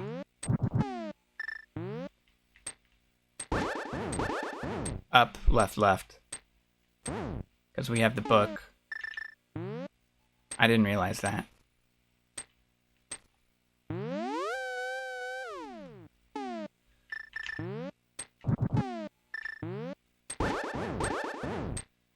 I'm not getting a slot 8 block here.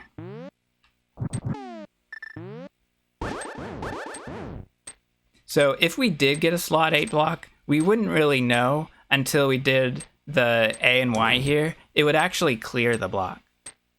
So in that case, I would burst this one and just start over with more lamps and just start the thing over. But anyway, lamp 3 times,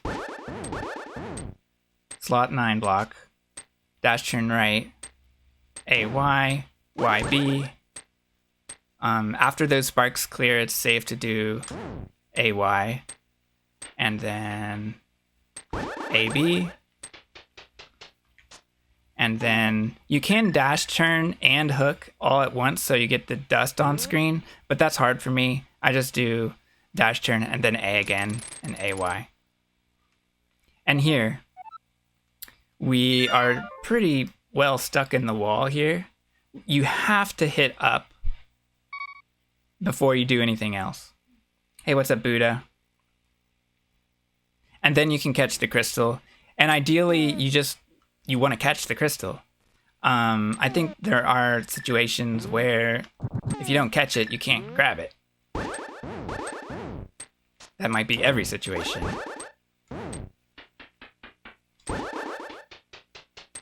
Let's try it.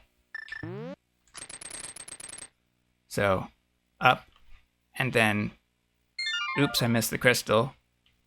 Well, yeah, you can't grab it. If it's bouncing, or if it's falling, you can grab it.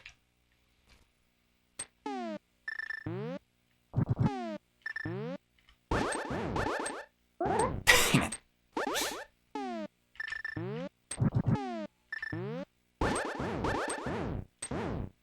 Oops. So, I did that wrong. I think we need that block to be facing to the right. Let's try that again. Yeah, so we're good. Let's do it again quickly without mistakes.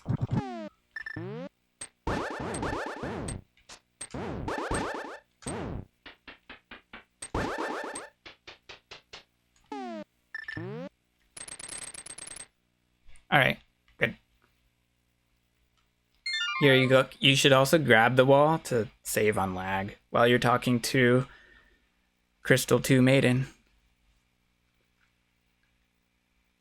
What was the other thing I wanted to say about this? I didn't talk about the values of hook pushing, basically. I'll leave that to the technical pros. But there are certain values in the yellow column that you're controlling with the blocks and sword beams. And if the push doesn't push Link the right way or far enough, then you want to check those values to see how to potentially correct it, what went wrong. All right, so after this, the graphics are totally messed up, so you won't even see that you're coming out of the Mothula boss room. You just need to press select and save and quit, right? And then press reset to clear the graphics.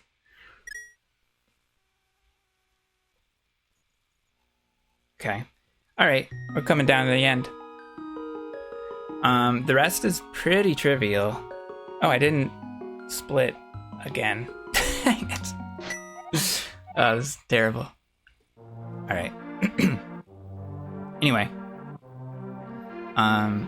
Let's just go. Ice Palace. Again, if you want a bomb, you can try for it there. We have an excess number of bombs here. So I'm gonna dash down here. We have bow equipped. We can just put down 3 arrows and 2 bombs. In fact, we just came from a reset, so we know our search index is right. And it's easy. And then here, I think this is straight on for the quick warp. I think I got it. All right, anyway.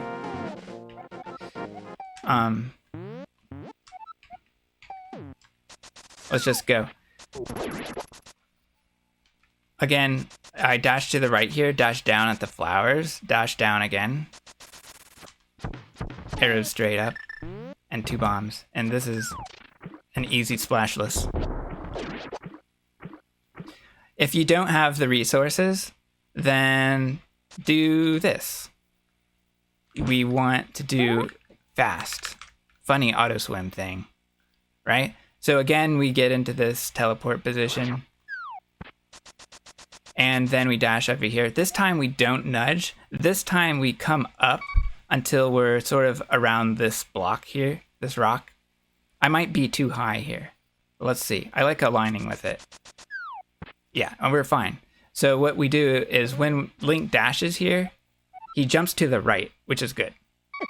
And here, when we jump to the right again, then we need to hold up. And we do funny auto swim thing. This only loses something like 4 seconds, right? So the gathering the resources probably makes up the time that Splashless would save. So it's really a toss-up.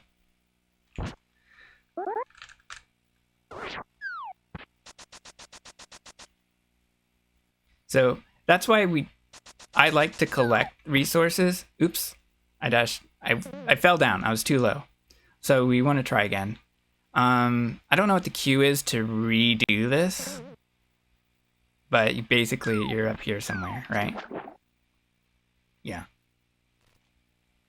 So, I made sure in this tutorial to collect enough resources just to do that trick. But we don't have to. We can just do the funny auto swim thing. So Link keeps jumping down here, which is bad. And if you don't notice, then if you go to the right, Link won't hop, Link will transition without swimming, and you're stuck. So save and quit and try again. Alright, let's go high enough. Link has to be above that rock. There we go. I mean, the shadow has to be above the alignment. And I'm not sure quick warp is different here. Nah, we're good. Okay, perfect.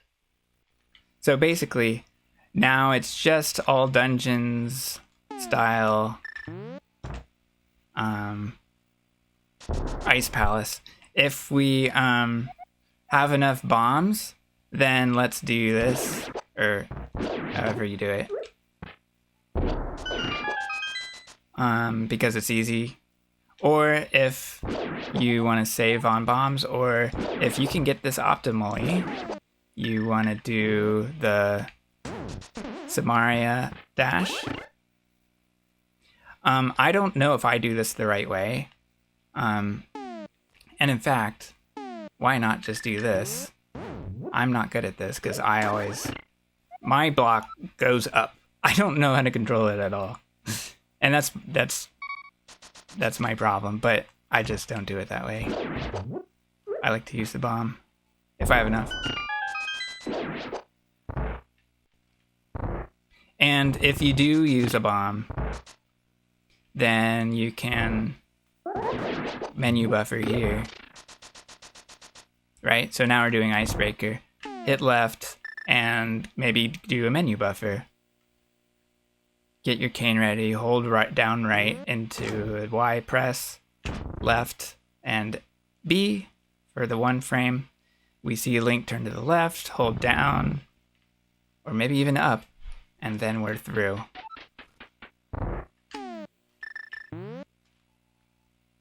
Alright, in that case, I don't know what I did. Maybe I missed the Y button.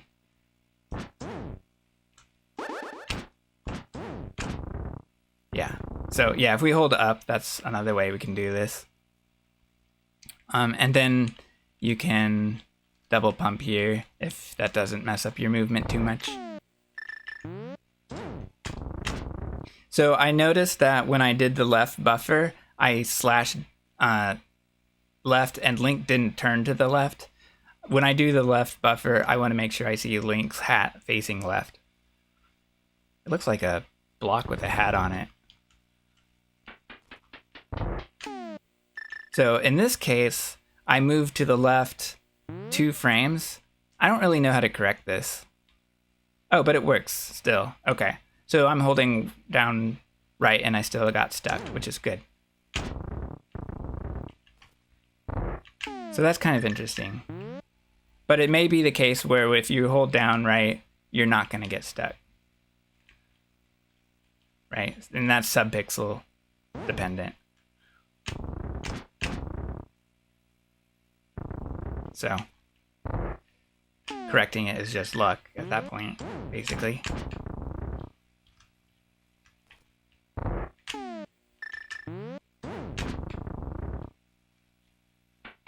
So you can either start over or just do the downright thing and be lucky. This is kind of a funny room because I think pumping saves a frame, but it's hard to do that. So just take it easy and dash or whatever. Here, if you take a hit on the spikes, you'll be at 5 hearts. That's enough to get hit by Cold Stare. If you take a hit from a Bari, then you'll be at 4 hearts here. And that's 1 hit knockout.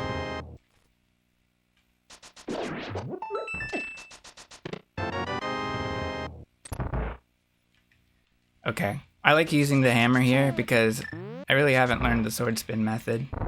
Hammer, down, left, up, left, dash down.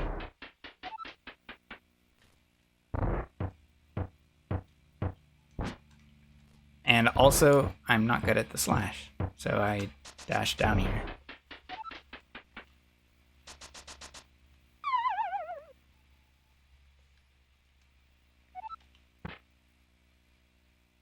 Alright. There's only one more glitch left in the game, basically. I think.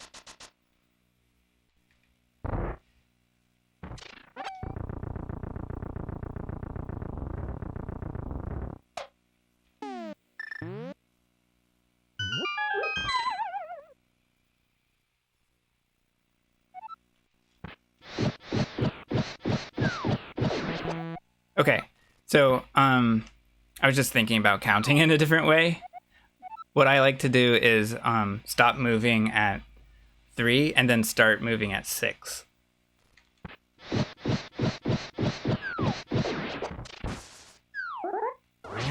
And then I like to use single poke to get through this pretty consistently, although I did die here. Good job.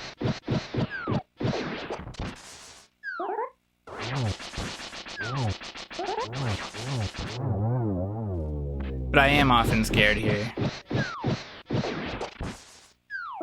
I did that quite wrong.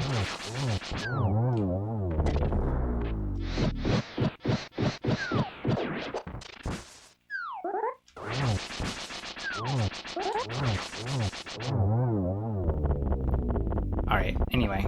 I use single poke method. I haven't learned double poke method, but I'd like to.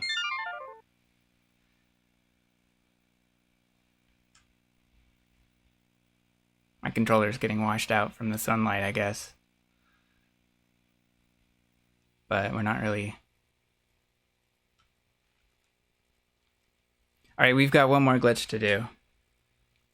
And it's Yuzuhara. It's Yuzuhara's method to fight Aghanim from Tower of Hera.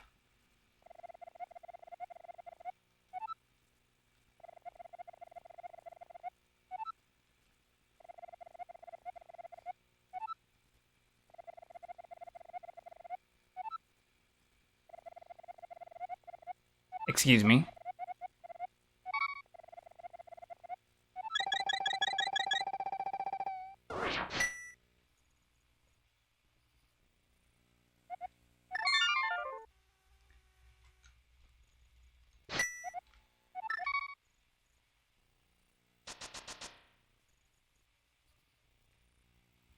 Alright. So this time I dash buffer into Hera. And then I want a menu, maybe during that jump, or maybe in the entrance, in the doorway. And then I do an upright, and then hit the block and explode it such that it hits both of these crystal switches.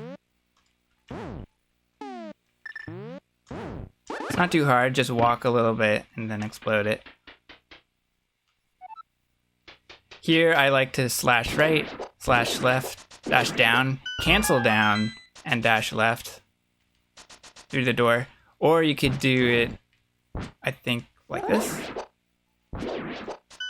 Something like that. That doesn't... Both of these are comparable. In fact, I think this one's faster.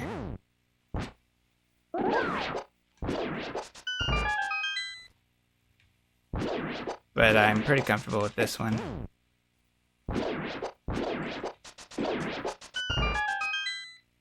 So I just go with that. One thing that's important here is we don't just use Samaria just to use Samaria. We don't want to press start here because that'll cause some glitched graphics. The other thing is we want to touch a star tile in this room. So we're going to do a North Samaria, and so to preserve the graphics, we do not want to press start, and we do want to hit a star tile. All right? So we hit a star tile, we dash through these guys, we open this door, and we do our North Samaria. And that's just a little tap because we're going to go down. Gonna get the block out of our way. And here, we usually have to explode the block. Although maybe we need to figure out how to throw that block away so we don't have to explode it. And I just don't know how to do that. So then we're going to pick up a block to juke here. This is not a Samaria door. This will be a juke. So throw up. And when we throw that block up, for some reason it lands in a strange way. We just kind of have to grab it again, usually. And throw up maybe again. All right, and then snap again. Now we're in position to juke.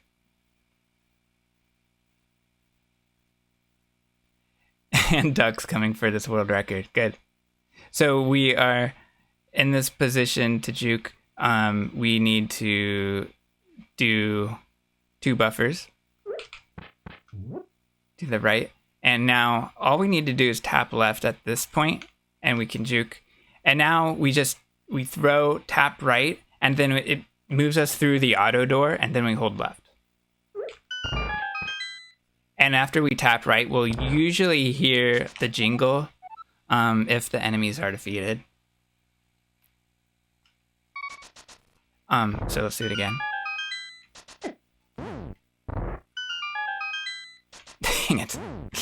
I move down, I guess, so that I'm out of the way of the beetles.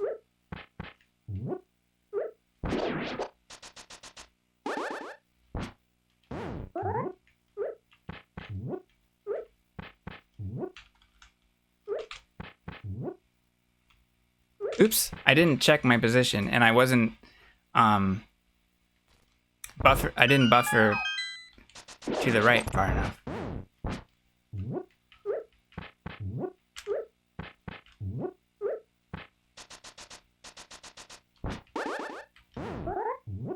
So we could dash to the right here. Yeah, I need to check so that I'm actually buffering. And I'm not buffering. Again, I'm looking at the block. Okay. And now here I can tell. Again, I can tell with the white line of the block that I've gone far enough. Tap right. And we don't even need to see link. We just know from the jingle and from tapping right.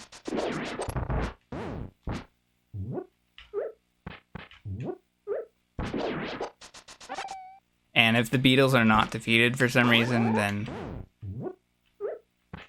we won't get the jingle.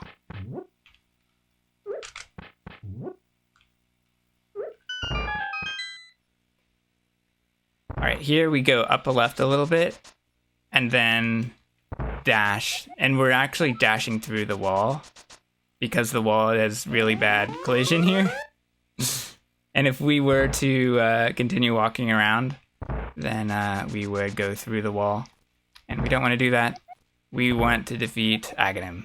So to get to Aghanim, we dash all the way through this room. And then we're interacting with Aghanim. So we just have to wrap Link one time.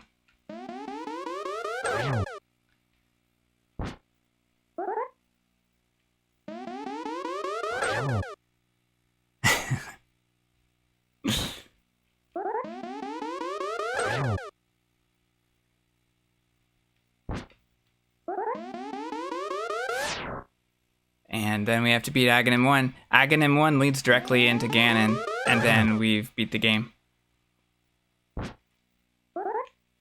So,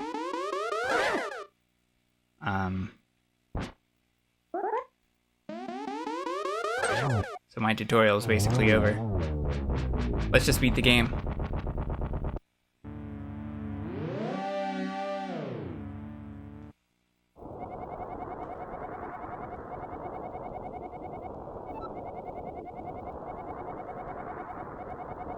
How do you Ganon, though? Well, this Ganon fight is hookless. We generally don't want to use the hook shot here because we are on Cain. So we use one of the hookless methods.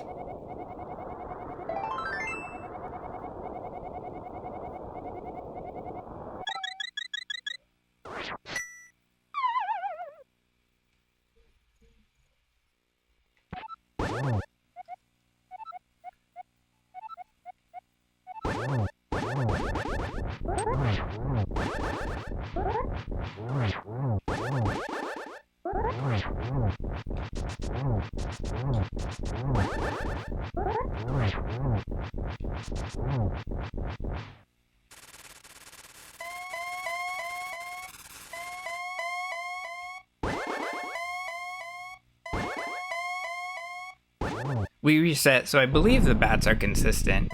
I may have done something goofy, but I believe that's the consistency. I might be wrong, but I think that's the pattern.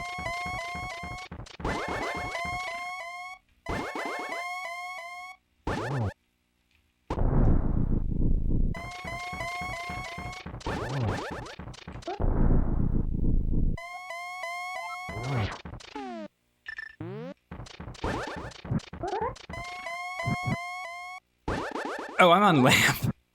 I didn't know I was on lamp. That's weird. I wasn't really paying attention, I guess.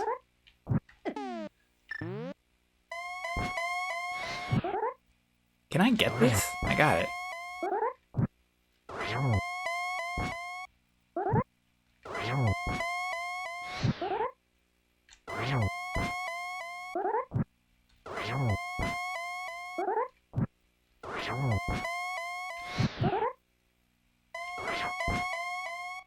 That was bad. Too slow.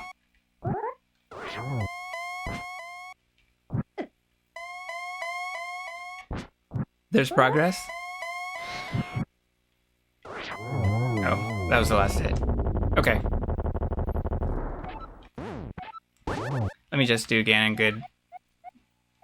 Just do the segment well one time.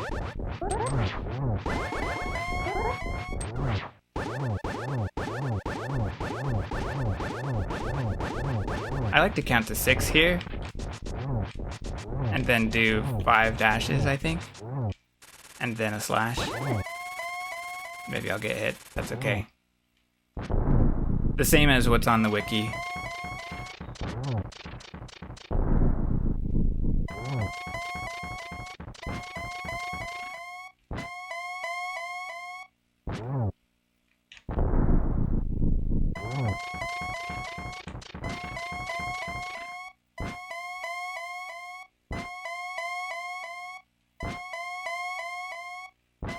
Good stuff. This is the content we're looking for here.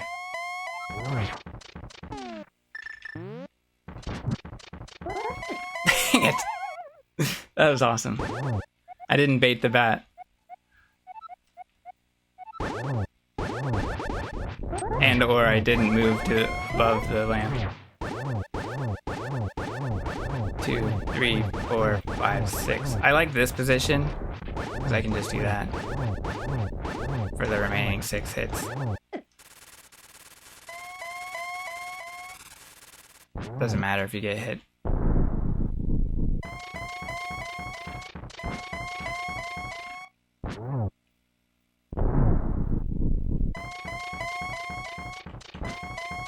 Unfortunately, there's no cat cam right now, and there's no cat. Maybe later, though.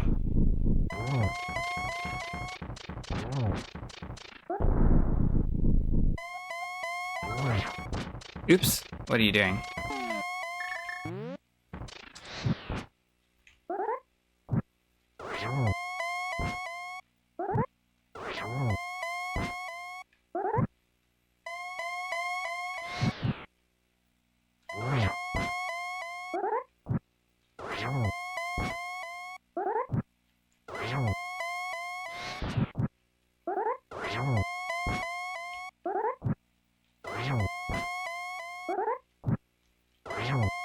Oops, I'll never get that.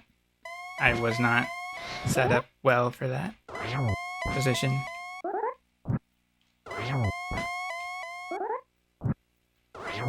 Alright, good enough. Maybe Buddha. So, I think I'll end the tutorial there.